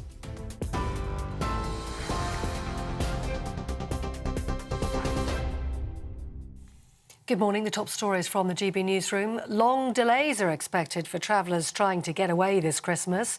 Motorway closures and train cancellations are adding to congestion. Queues are more than a mile long for drivers at the Port of Dover, and trains are running out of London. But we're told services will be disrupted over this weekend. There are also delays at Heathrow Airport, where more than 250,000 people are planning to get away.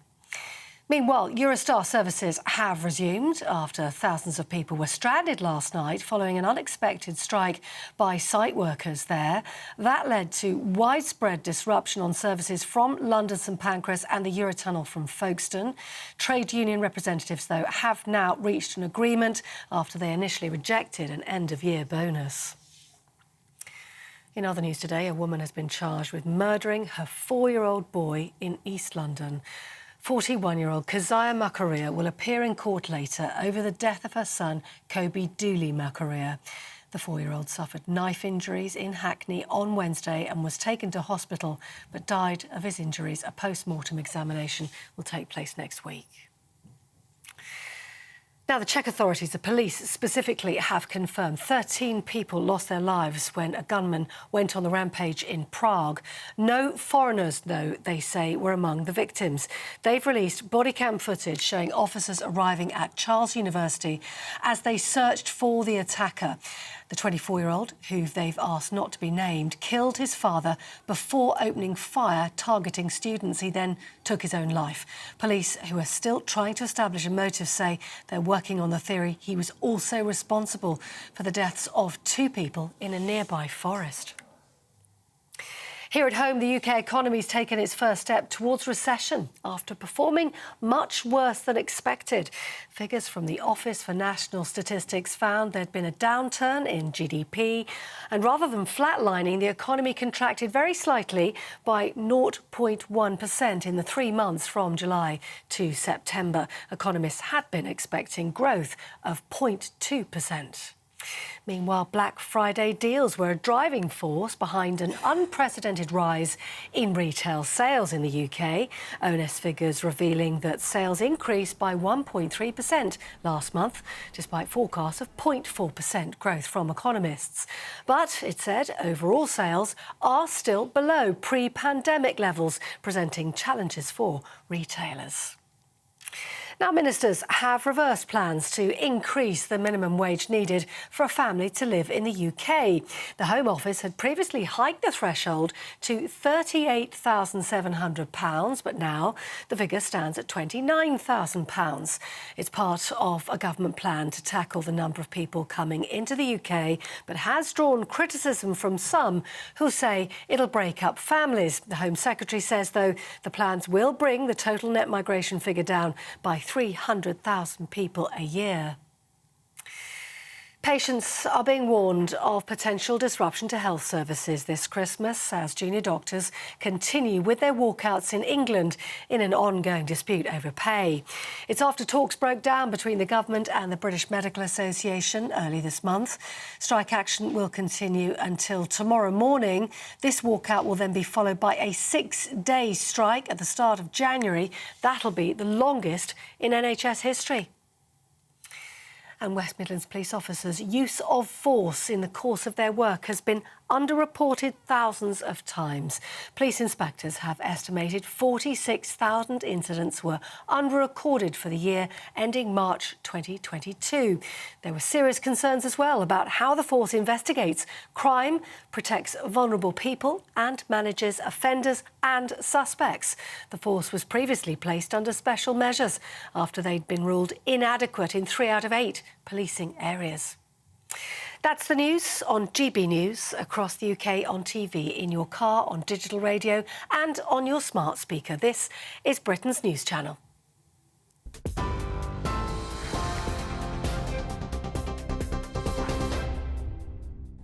Thank you, Polly. Now, we want to hear about everyone watching and what your story stories of traffic chaos are. Are you on a motorway or stuck at an airport? Or were you stuck on a train late last night? Get in touch, GBViews at gbnews.com. We want to hear your stories. Absolutely. It's busiest travel day of the year, and it's going to go on until Sunday lunchtime, when hopefully we're all where we need to be, safe and sound. Well, Andy looks like he's already where he needs to be. That sounds safe good to me. And sound. He wrote in to say, I'm avoiding the travel chaos as I'm only travelling from the living room to the fridge to get a beer. I'm with you, Andy. I'm with you. I'll be round straight away. Meanwhile, talking about the Roy Wood clip we saw at Nigel Farage's little party last night, it's from Elizabeth. Good morning, Elizabeth. She says, I thought Roy Wood looked great and about 20 years younger. All that matters is how they make you feel, and I wish it could be Christmas today. Always makes me feel joyful, dancing and singing along. And David agrees. He said, I couldn't believe how good Roy is looking for his age when I was watching him on Farage last night. And then David shares a story about when he was around 15 years old and slipped out of school to go to see Wizard with his school buddies at Manchester's Free Trade Hall. Waited for ages, got an autograph, but was in big trouble for getting home so late on a school day. And if you missed it, you can just see those pictures again. He doesn't look too bad, you know. I think Scarlett Maguire might have been a bit too mean then. Yeah, I mean, you know, we fill out a bit as we get older, obviously. Now, we move on. At least 15 people are dead after a horrifying mass shooting at Prague University yesterday. The police say the gunman was a student and was found dead at the scene, and they're giving a press conference literally as we speak. Joining us now in the studio is our reporter Charlie Peters to bring us up to speed on what has been said at the press conference and indeed what is happening in Prague today. Good morning, Charlie. What's happening? So the police this morning have released some dramatic body cam footage of the moment they responded to this incident yesterday in the centre of the Old Town. It shows the officers arriving within 4 minutes of the first call, the first report of this shooting taking place, arriving at Charles University in one of the main departments there where the shooting took place. The footage shows them, as they say, acting correctly according to the skills and drills required to respond to this sort of situation. It shows them advancing up the stairs of the department after originally being briefed that the shooter was in the upper floors of the philosophy department.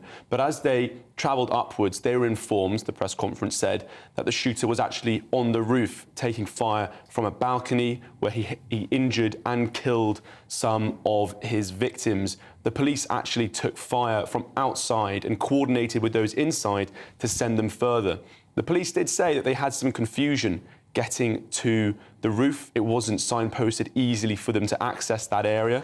But once they did start to travel that way and the shooter was aware that the police were approaching, they confirmed this morning in a press conference that the shooter killed himself with a shotgun he was equipped with. They also said that they could not believe the amount of ammunition they found, both in the corridors and indeed around the final firing position from that balcony.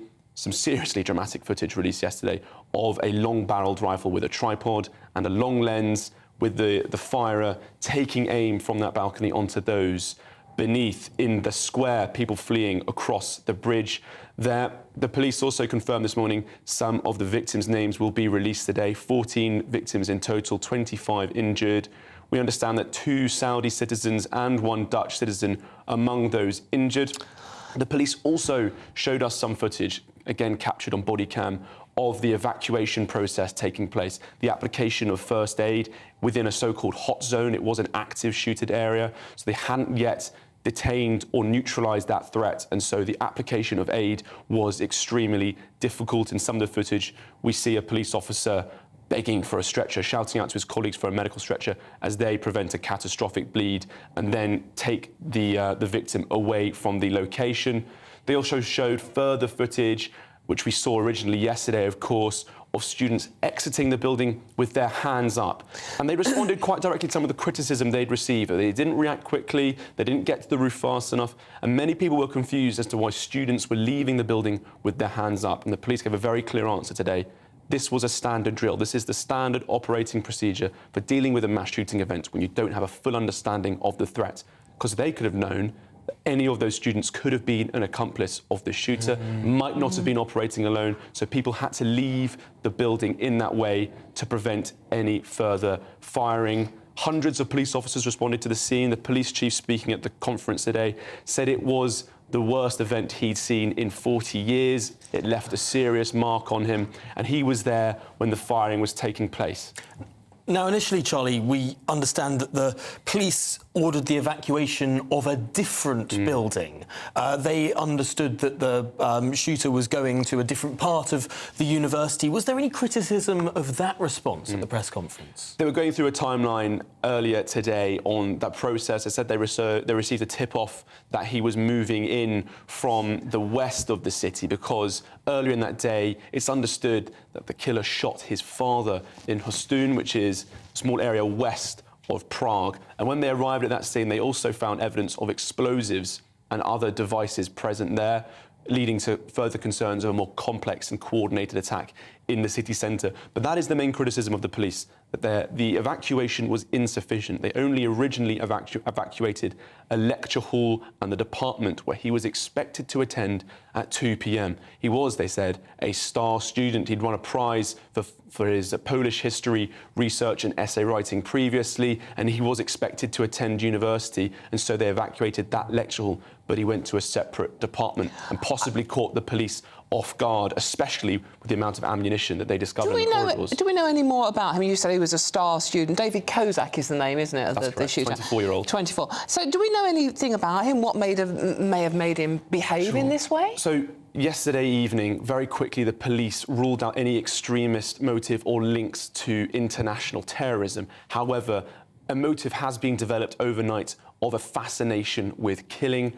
He posted on his Telegram channel that he saw a teenage mass shooter in Russia earlier this month as an angel who guided him. He said that he had waited and he had dreamed of an opportunity to carry out something like this, and she guided him into this moment. He said that he realised after her mass shooting on the 7th of December in the west of Russia at a school, a 14-year-old schoolgirl there who also took her life after the attack, he saw her as a sign that actually mass shootings were, quote, more profitable than serial killings. And the reason why that language is so significant is because this shooter, 24-year-old David Kozak, is also being linked to a shooting in a forest east of Prague on Friday, where a father and his 2-month-old infant daughter in a stroller were shot and killed there. The head of the murder team in the Prague police was at this press conference this morning saying that they haven't guaranteed a 100% link between those two incidents, but it's almost certainly that there is one. They're carrying out further forensic and ballistic analysis, linking some of the weapons found both in his father's home from that original murder and yesterday's mass shooting and mass killings to develop that connection further. But he is the prime suspect at that time. So very swiftly moving from serial killer to mass murderer in just a matter of days. And the glue linking those events, the thread that draws them all together, is that Telegram channel that he ran, where he posted in praise of this mass killer in Russia, and also posted a warning in Russian. He's a Russian speaker, David, posting a warning that he was intending to go to the capital to carry out either a mass shooting or a suicide. He hadn't decided, but we know the decision he took yesterday. Charlie, just very quickly, one last question. Gun crime is relatively rare in the Czech Republic. Is it legal to own guns out there, though? Gun ownership is possible, and he did have permits, but the question being asked today isn't really about the gun ownership, but the amount of ammunition he had, which was of a military standard. He did just have so many opportunities to fire, and he engaged in a very tense firefight with police officers who were firing from the outside up when he was on that balcony. Well, Charlie, thank you so much for bringing us that extraordinary press conference. Really harrowing news there, I suppose. Yeah, and obviously thoughts with everybody in Prague, which is a beautiful city, beautiful people, a wonderful place to go. So thoughts with everybody there today.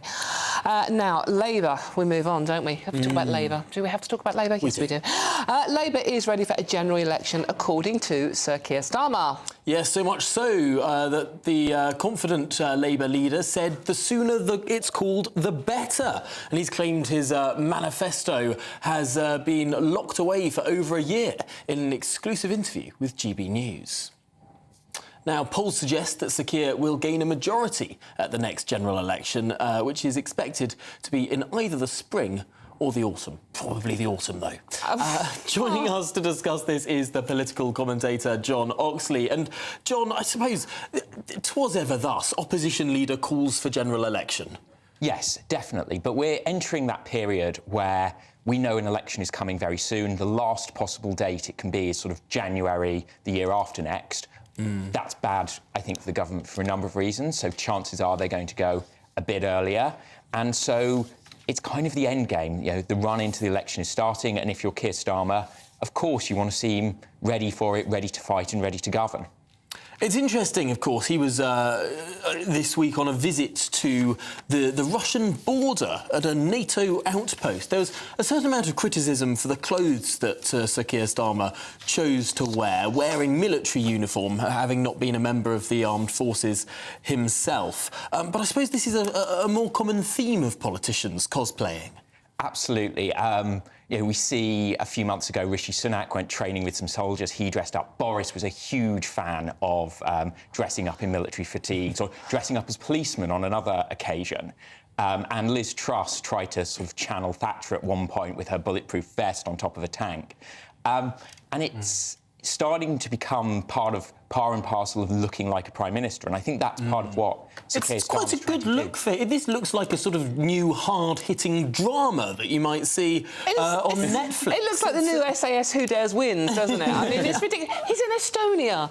Don't need to wear fatigues there. There's nothing going on. There's no war going on. Yet.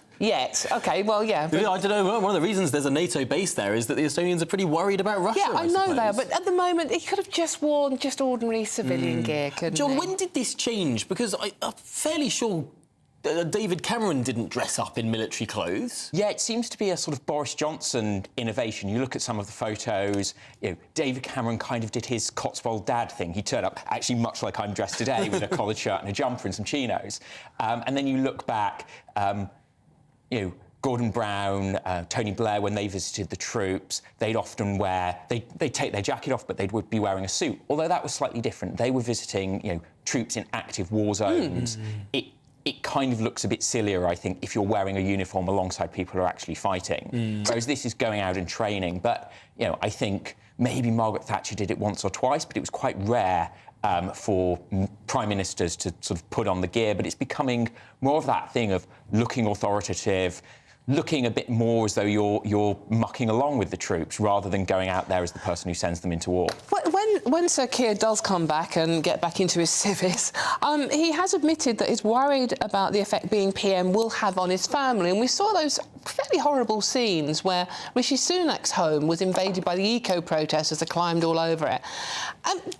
It's right to be concerned, isn't it? Because, I mean, the contempt that, you know, politicians are held in these days is quite frightening. I think that's very true, and it's, you know, not just for senior government ministers. You see it a lot from MPs talking about the impact on their family, particularly those who have young children, school-age children. There's much more of people getting aggressive, whether it's on social media or often in real life as well. But I think the other thing, particularly when you're going in at Prime Minister level, it's a whole change to your world. There's a massive security threat. You cease to be a normal person. You're living in 10 Downing Street. And I think that's something that all of the recent politicians, prime ministers, have really had to deal with, and is quite a tough aspect of the job, because ultimately, you know, you're getting the kudos of being prime minister. It's your name in the history books. Your partner, your children, you know, they get a lot of the downside and really not much of the upside. So I think it is a natural thing to be worried about. Now, if we're to believe the polls, the Labour Party is going to win a Tony Blair-style landslide, perhaps even larger. Is there anything the Tories can do in the next 12 months to turn that around? It's a very difficult question. I mean, you look at some of the headwinds today, the ONS saying we might be slipping into a recession. Traditionally, the polls narrow. When an election comes around, you get your messages about what you might do for a next term. But it's hard for the Conservatives. They've annoyed a lot of their voters, both on the left and on the right side. It's hard to pull those back in together at the same time. They're losing in different geographies, in different demographic groups.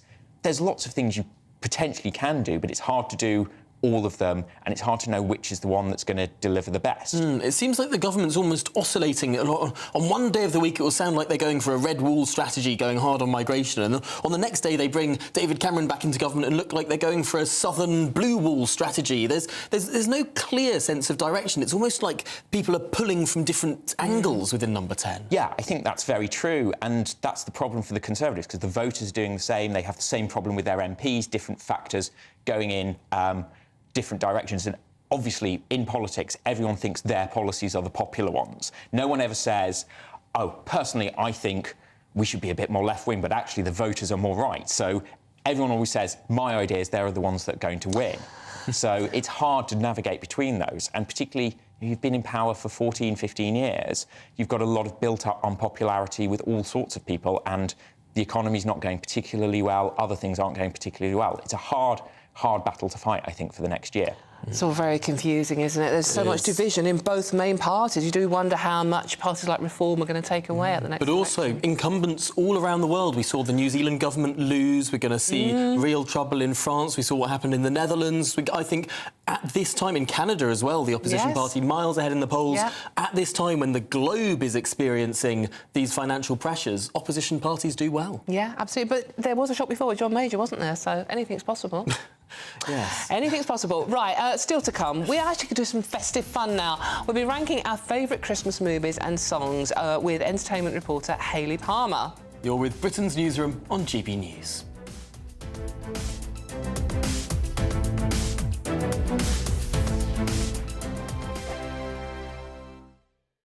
Join us every night on GB News at 11 p.m. for Headliners, which is 3 top comedians going through the next day's news stories, which is exactly what you need, because when the establishment has gone crazy, you need some craziness to make sense of it.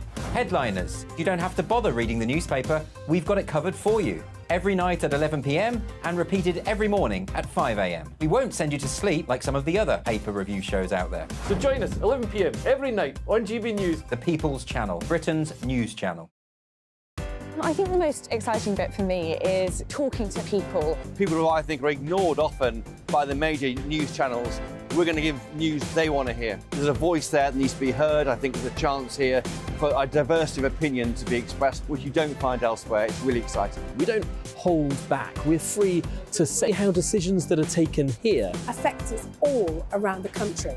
Only on GB News, the People's Channel, Britain's news channel. I'm Michelle Dewberry, and I'm not here to tell you what to think. I'd much rather hear what you have to say. So, send in your opinions to gbviews@gbnews.com. Keep them clean, and you never know, I might read them out. With my panel here on Jubes & Co, we debate, we get stuck into the issues of the day on a show where all views are welcome, especially yours. GB News, the People's Channel, Britain's news channel. In the GB Newsroom, we bring you the news as it happens. With our team of dedicated journalists across the UK, we're ready to give you accurate reporting every day. When the news breaks, we'll be there with bulletins on GB News, the People's Channel, Britain's news channel. Your weekend starts here with Friday Night Live with me, Mark Dolan, 8 till 9 on GB News.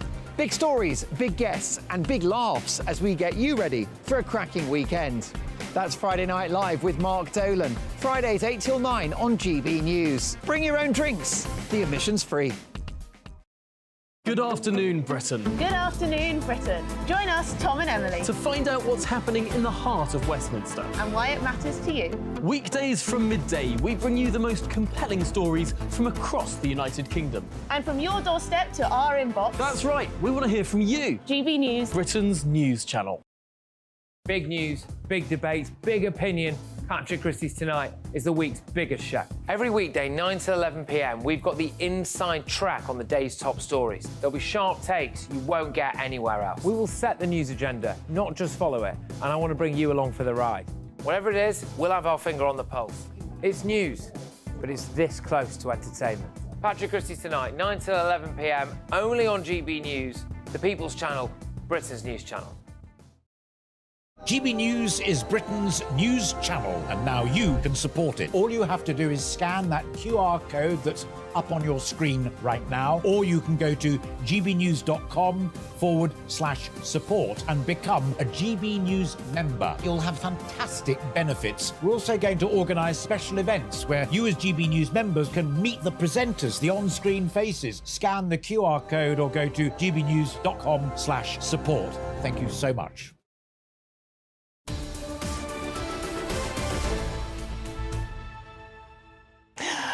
It's what time is it, Tom? It's 11:25. Good morning. It doesn't matter. It's only Christmas. Time doesn't actually matter, does it? Unless you're heading off to see family and friends. It's 5 o'clock somewhere. Yeah. Now, you're with Britain's Newsroom on GB News with me, Tom Harwood, and Dawn Neeson. Now, with Christmas just around the corner, everyone will be glued to their favourite movies and soaps. Obviously, in between watching us, Tom. Naturally, yes. OK. Because we're Are we not a soap? Well, we could be, I guess. I'd rather be some sort of movie. OK. Not quite sure what movie would be. A classy movie. Yeah, right. Classy, sophisticated. Right. Muppets Christmas Carol, probably. Yep.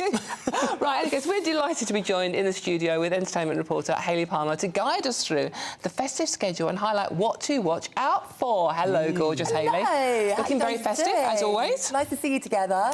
Yeah. Yes, I think this is our first time presenting together, actually. Yeah. I'm identifying as mad auntie today. We're here for it. We're here for it. Yeah. Well, I want to talk about Sam Ryder because I had the pleasure of interviewing him this week. He is just awesome, exactly how you think he's going to be. And he is competing for Christmas #1. Now, the results are going to be... Look, there you are, look. There we are. We've got great hair, both of us. Blimey.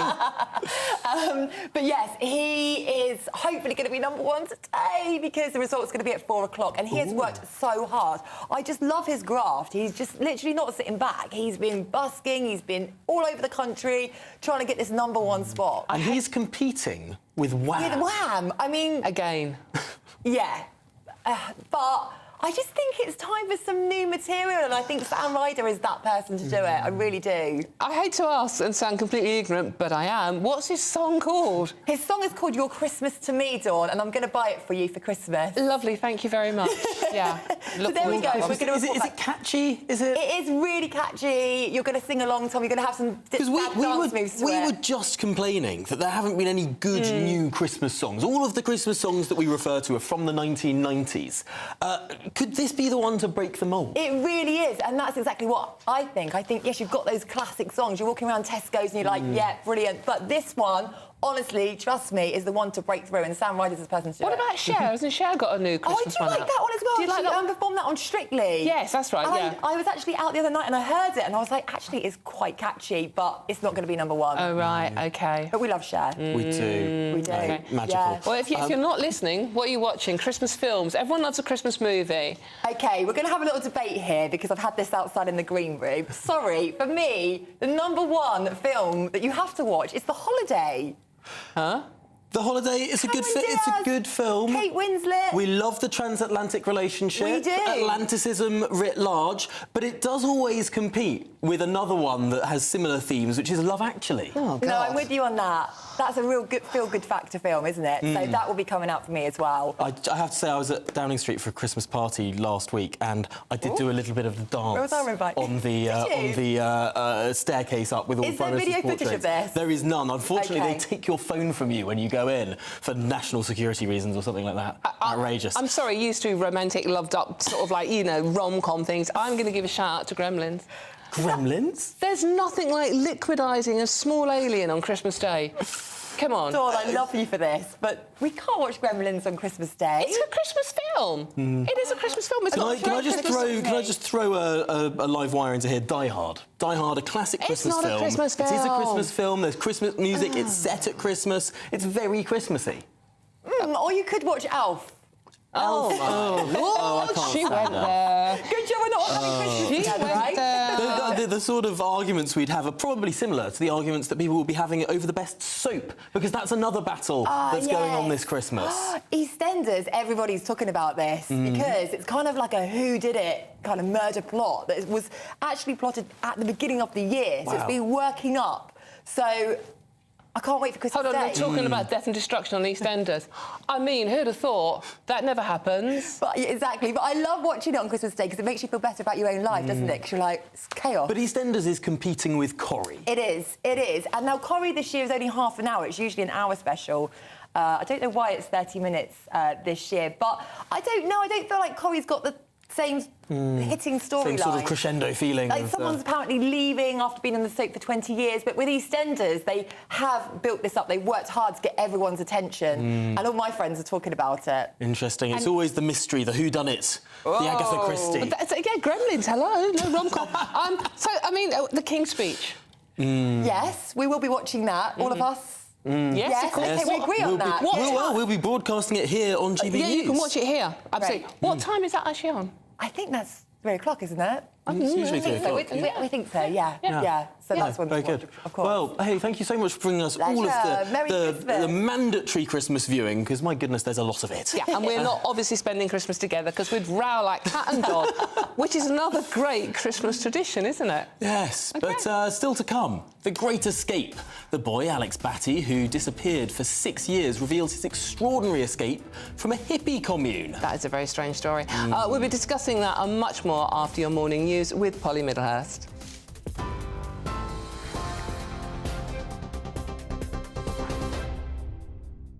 Thank you. The headlines this hour. Long delays expected for travellers trying to get away for Christmas this year. Motorway closures, train cancellations, all adding to the congestion. Queues more than a mile long, we hear, for drivers at the port of Dover. There was industrial action there. And trains, we understand, are now running out of London, but services will be disrupted over this weekend. Don't forget, Paddington Station closed on Christmas Eve. There are also delays at Heathrow, where more than 250,000 people are expected to travel away. Meanwhile, Eurostar services have resumed too after thousands of people were stranded last night following an unexpected strike by site workers. That led to widespread disruption on services from London St Pancras and from Eurotunnel in Folkestone. The union has now agreed to a deal after initially rejecting an end-of-year bonus. In other news today, a woman charged with murdering her 4-year-old child in East London has appeared in court. Keziah Makaraya is accused of stabbing her son, Kobe, in Hackney. He was taken to hospital on Wednesday but died of his injuries. His mother is due to appear at the Old Bailey next Thursday. And Czech police have released body cam footage of the search for the gunman who killed 13 people in Prague yesterday. They say the 24-year-old suspect killed his own father before opening fire at the Charles University, then took his own life. Police, who are still trying to establish a motive for the murders, say they're working on the theory he was also responsible for the deaths of 2 people in a nearby forest. And in news here at home, the UK economy has taken its first step towards recession after performing much worse than was expected. Figures from the Office for National Statistics found there'd been a downturn in GDP. Rather than flatlining, the economy contracted very slightly by 0.1% in the 3 months from July to September. Economists had been expecting slight growth of 0.2%. Those are the latest news headlines. More on our website. Go to gbnews.com for more.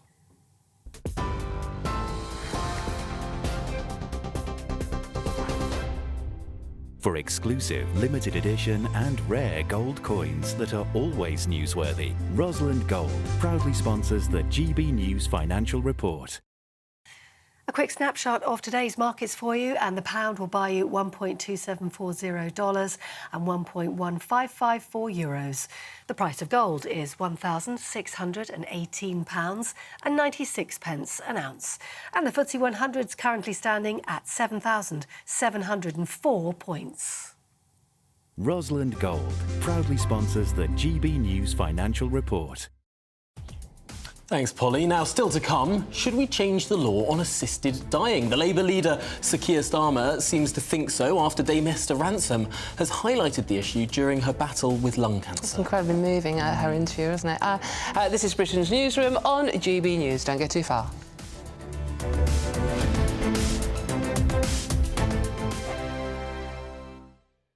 Wake up to the headlines with Headliners every morning at 5 a.m. We treat you to the day's biggest stories before anyone else, 7 days a week. You can catch up on everything you need to know before you've even had your kippers. Headliners every morning at 5 a.m. only on GB News, the People's Channel, Britain's news channel. I'm Andrew Doyle. Join me at 7 o'clock every Sunday night for Free Speech Nation, the show where I tackle the week's biggest stories in politics and current affairs with the help of my 2 comedian panellists and a variety of special guests. Free Speech Nation, Sunday nights from 7 on GB News, the People's Channel, Britain's news channel. Big news, big debates, big opinion.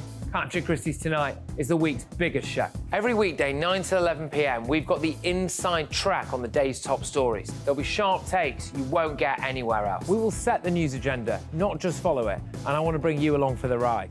Whatever it is, we'll have our finger on the pulse. It's news, but it's this close to entertainment. Patrick Christie's Tonight, 9 to 11 p.m, only on GB News, the People's Channel, Britain's news channel. Now then, Lee Anderson here. Join me on GB News on my show, The Real World, every Friday at 7 p.m. I'm not eating bloody cat. Are you Delicious. mental? Open your mouth. OK, here comes a train. Reminds me of the scene in Singing in the Rain. Adam, is that a good one? Whoa! Join me at 7 on GB News, Britain's news channel. What you get for breakfast is something that, if we do our jobs right, you will wake up to news that you didn't know the night before. It's a conversation. It's not just me and Eamon. We want to get to know you, and we want you to get to know us. From 6, it's Breakfast with Eamon and Isabel. Monday to Thursdays on GB News, Britain's news channel. Have a great Saturday night with me, Leo Curse, on the Saturday Night Showdown. It's a crazy world out there, so come and make fun of it with me, my panel of comedians, and a couple of people who actually know what they're talking about. This Saturday Night Showdown is your front row ticket to the clown show every Saturday, only on GB News, the People's Channel, Britain's news channel. Good afternoon, Britain. Good afternoon, Britain. Join us, Tom and Emily, To find out what's happening in the heart of Westminster. and why it matters to you. Weekdays from midday, we bring you the most compelling stories from across the United Kingdom. And from your doorstep to our inbox, That's right, we want to hear from you, GB News, Britain's news channel. GB News, unlike other broadcasters, isn't obsessed with the London-Westminster bubble. We think there's a nation beyond the M25, and that's why we talk about the issues that matter across the land. Join me on State of the Nation, 8 to 9 o'clock, Monday to Thursday, on GB News. Daisy's listening, and you should too. Every Sunday from 11, join Michael Portillo. There'll be topical discussion, looking at the week before and the week to come. So kick back and relax at 11 a.m. on Sundays on GB News with me, Michael Portillo. GB News, the People's Channel, Britain's news channel. When the news happens, it happens here. And really important breaking news. Breaking news this morning. On TV, radio and online, the news starts here on Britain's Newsroom. All the biggest stories and the answers that you need from across the UK and beyond. Join Britain's Newsroom from 9:30 on GB News. The People's Channel, Britain's news channel.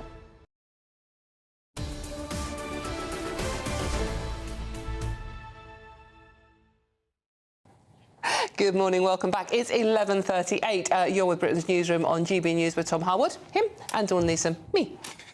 Now, Christmas getaway disruption is continuing, with long queues across the channel, with motorway troubles, and indeed those train stations clogged up as well. Yeah, the Port of Dover in Kent said it is taking about 90 minutes to process cars with pre-booked tickets. Oh, ouch. But we want to hear from you throughout the day here on GB News about your tales of traffic chaos. Are you stuck on a motorway or waiting in an airport? If so, get in touch. gbviews@gbnews.com.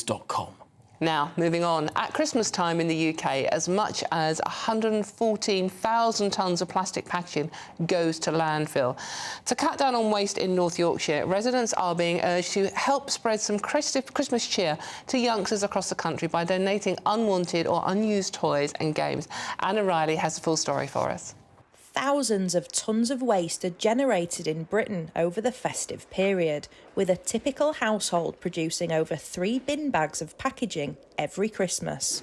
We get an awful lot of additional waste at Christmas time, both in the lead up to and after Christmas. Obviously people get loads of new stuff and throw all the old stuff away, which is, I guess, what people do, but is frustrating sometimes, especially if stuff comes in that looks like it's still got quite a bit of life left in it.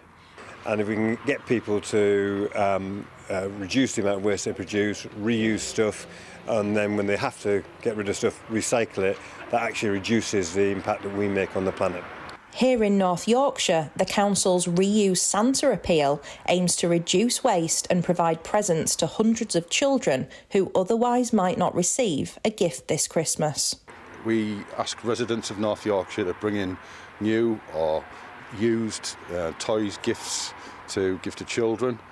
We bring them in, we grade them, we clean them, and we partner with several charities throughout the region to make sure that they go to children who ordinarily wouldn't get a Christmas present. Residents like Jen are supporting the appeal to help families struggling with the cost of living. It just breaks my heart, really, that children don't get toys at Christmas. And I think it's a really good idea to, instead of like giving your toys or throwing them away or selling them, to donate them to children who need them. It feels like a good thing to do.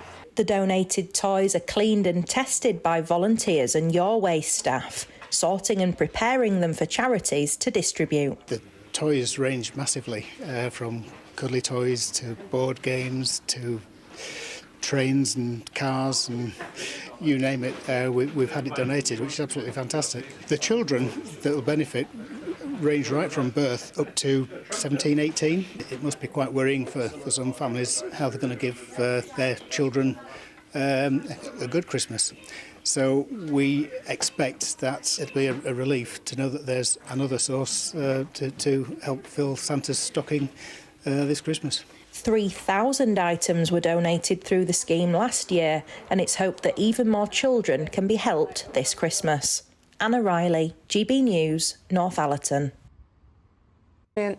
Thank you very much, Anna, for that report. It's so important as well to remember others rather than sort of like, just thinking about yourself because you haven't done your Christmas shopping yet, like Tom and I. No names named. Right. No. OK. Now, we are joined by former Labour advisor Scarlett Maguire and broadcaster journalist Claire Madoon to talk about what's in the newspapers. And we are going to come to you first, Claire. We touched on this subject, but we ran out of time in the first part, unfortunately. Keir Starmer backs calls for the change in law on assisted dying. Right. So I don't normally agree with Keir Starmer in any way, shape or form. However, I do think we need to have a legitimate, robust discussion over assisted dying in this country. Now, I'll be upfront, my position is very pro-life on across the board on everything, from conception through to death. I think all life is very, very important and all life should be protected as much as we possibly can. Now, in this country, we have got terrible issues with our NHS. Everyone is aware of that. However, I don't think many of our viewers or listeners would actually know that palliative care is actually a medical branch of medicine.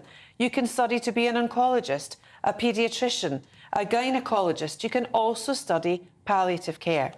And if we were to underpin palliative care in this country, which takes care of the mental health of the patient, the support, the actual physical support the patient and their families, not unlike hospices, deliver, and also the material aspects of life. They can actually have a very good end-of-life process. Now, for me, sending someone away to Dignitas is actually horrific and horrendous, not because they can't do it in this country, but because you see able-bodied people often, mentally, with mental capacity, making the horrible, horrible decision that must be heart-wrenching, not only for them, but for their family and friends. You see them going off in an aircraft and come back in a box. Something isn't quite right there. And then to have this discussion free from whip, which I think is absolutely tantamount to this being a cross-party vote, regardless of which party you're on. I think the removal of the whip, it has to be removed. But also I would go one step further. And when we're discussing very emotive issues like this, we need to look at the evidence that we have. The evidence would support, I would say, my view more than anyone else's, because we look at Canada, we look at what Trudeau has done over in Canada with the inception of the euthanasia bill that they've passed. You only need to look at Holland to see what's actually happened there. I don't care what anyone says, by actually making this law now, you legitimise death, and you are not protecting the most vulnerable in society, and that's the issue, Tom. Claire, I suppose what some people would say is that it really depends on the safeguards, the multiple doctors that you might have to go through. And Scarlett, I wonder, there are examples of people in this country awfully taking their own lives or putting their family in difficult positions because of their position. What's your view on this? I mean, it's terrible. It's absolutely terrible. I mean, I do agree that we should have good palliative care. There's absolutely no question about that. And I do absolutely agree that we should not. There should be no pressure, particularly on people with disabilities, that somehow they're second-class citizens and they don't deserve to live. But you know, I mean, I've always believed in the right to die and the right to die your own way. Partly because both my parents talked about it from a very, when I was a teenager. And then, when my father got very, very ill, the last 10 days, he was saying, can't somebody give me a pill? I mean, frankly, if he had been an animal, if he'd been a dog, you would have put him down. And finally, I mean, the GP said, well, it might go on for another 2 months. I mean, he was in pain. It was just awful. And finally, some doctor walked in and gave him an overdose of morphine. And that was it. And what was interesting was at his funeral, we had Dying with Dignity as the charity, and it raised £1,000. And over again, people came up to me and my siblings and said, this happened to our parents. So actually, there is a real problem with the way people are allowed to die in this country. And I think that you have a right. I mean, there was no question that not only was he in incredible pain, he wasn't just not going to get better. He wasn't going to improve at all. And I think, I mean, it's interesting that Claire talks about Canada, because I went to a meeting in Canada full of old people who were terrified of having strokes and not being allowed to go. And so the terror is on both ways. And I think that we should have, I absolutely agree that we should have a proper conversation. It should not be party political.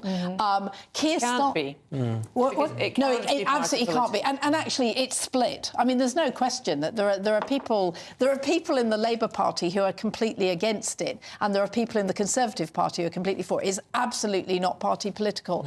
But actually, in a way, we want a debate like the referendum in Ireland about abortion that is a sensible debate that actually looks at things that where we do talk about proper palliative care, because that's part of the problem. That's the solution in my view. Better palliative care is, it's awful. Claire, it's not. It really isn't. So a friend of mine who died of motor neurone disease. I mean, his wife told me he went to a hospice, and the hospice came out and said to her, "He wants to die. What do you think?" And she said, "If that's what he wants." He'd gone past the point where, there's a whole thing he'd obviously about gone dignity. Past the point as well of getting on a flight to go to Dignitas. No, I'm not talking about Dignitas. But what we have, there'll always be anecdotal evidence to support both sides. However, this is such a robust and a legitimate cause that it has to be teased out in Parliament, and everyone has to let their MPs know how they feel. And I don't think the comparison between if someone was a dog, we'd have put them down, is helpful, because we're dealing with human beings. Well, Claire and Scarlett, let's leave that there, because we've got some breaking news now. The Department for Transport has announced that rail fares in England will rise by nearly 5% in March. The Transport Secretary, Mark Harper, said that having met our target of halving inflation across the economy, this is a significant intervention by the government to cap the increase in rail fares below last year's rise.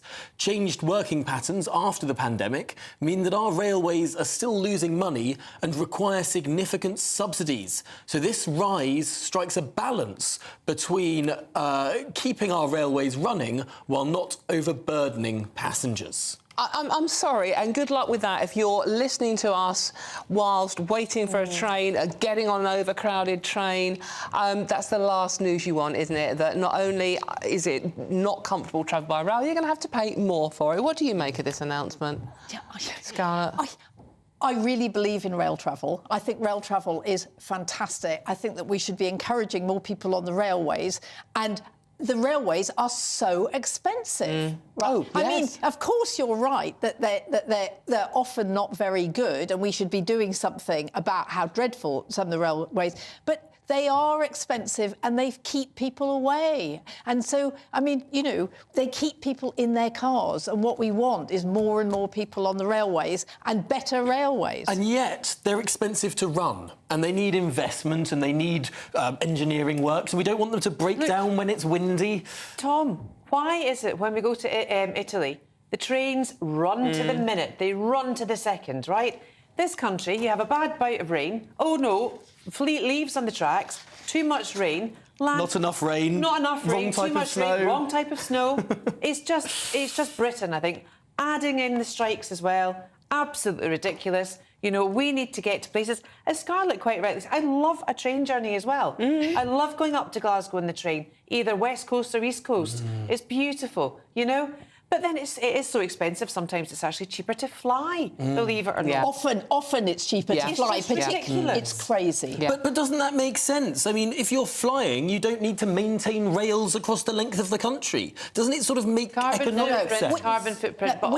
We live in a small country. We need to have proper railways. We should not be flying. But then the question is, how do you fund that infrastructure? And as Mark Harper was saying, you know, you need the upgrades to the rail, it needs electrification, it needs maintenance, so it needs more money. Britain needs to take back its tracks, I think, and get on track. Again, I love that. I'm going to move on. We all like a mystery at Christmas, and this story is developing into more of a mystery, I think, than any of us expected. Scarlett, this is the story of Alex Batty, the British teenager who was taken by his mum and has suddenly re-emerged. What's going on here? He was taken by his mum when he was 11, and it is thought he was taken to Morocco, and then he sort of lived all over Europe in hippie communes with his mother and grandfather.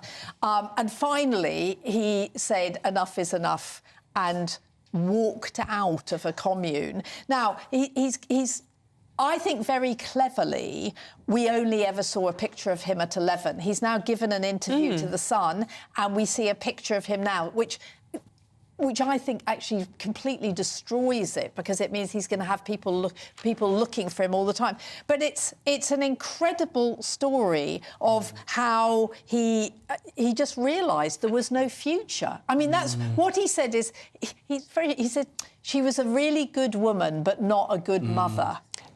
She wasn't warm, she wasn't cuddly, and then she'd go off and just leave him. And Claire, this is child abuse, really. Well, it's an absolute dereliction of your parental responsibility, I'd say, to be able to take a child away with absolutely no regard for anyone left here, like his grandma, his maternal grandmother. Where's his father in all of this as well? You know, it's a very, very strange story. However, I'm glad the lad is fit and healthy and well. He's been able to do this exclusive interview with The Sun. He's made the front pages. You know, we've got an awful lot of doom and gloom at the moment. At least he's home. It's Christmas. It's a happy Christmas story. Although I must admit, what a lovely way. I think there is more to this story than meets the eye. Well, on the note of having a happy Christmas, having a Merry Christmas, thank you very much, Scarlett Maguire and Claire Muldoon, for talking us through those stories. Up next, Good Afternoon Britain with Ben and Emily. It is indeed. Coming up, we're feeling a bit festive today. It is the Friday before Christmas, after all. What's coming up? Well, lots of travel chaos. Planes, trains, ferries, all grounded by Storm Pia. How are you getting on? Are you going to make it home for Christmas? Let us know. gbviews@gbnews.com. Yes, we want to know if you were stuck in a traffic jam yesterday, or are you travelling today, train or ferry? And also, have the government already U-turned on their toughest package of immigration measures yet? We'll find out. We'll speak to a rather furious MP about that one. Looks like things are heating up. Boxed boilers, sponsors of weather on GB News. Hello, I'm Alex Deakin, and this is your latest weather update from the Met Office for GB News. Still windy out there today, not as windy as yesterday. Most places pretty drab, with some places staying fairly soggy, particularly if you're stuck under this weather front. It's been bringing rain to northwest England, southwest Scotland through the night and much of the morning. The rain will ease a little bit here, but it stays pretty damp. Some rain at times getting into the Midlands and much of western Scotland. Northeast Scotland seeing some wintry showers, more snow to come across Shetland, where there is a Met Office warning in place. Much of southern England, Wales, a good chunk of Northern Ireland, just dry but fairly cloudy, not too much in the way of sunshine. Pretty mild though for the time of year, 10 to 12 degrees. Colder though in the far northeast, where the weather remains pretty wintry, and increasing chance tonight of seeing some rain turning to snow. That could be quite heavy, and we have a Met Office yellow warning in place across parts of the northeast mainland and the Northern Isles for that snow and ice risk overnight and into Saturday morning. For many across England and Wales, there'll be a dry night, just fairly cloudy, and a very mild night. The rain really sets in across western Scotland through the night and lasts for most of Saturday. That could also cause some disruption, along with the snow further north and east. Patchy rain over southern Scotland, Northern Ireland, maybe parts of northern England too, but much of the south, again, just looking dry and cloudy. Quite windy at times, and for most of us, staying very mild. Bye for now. That warm feeling inside from Boxed Boilers, sponsors of weather on GB News.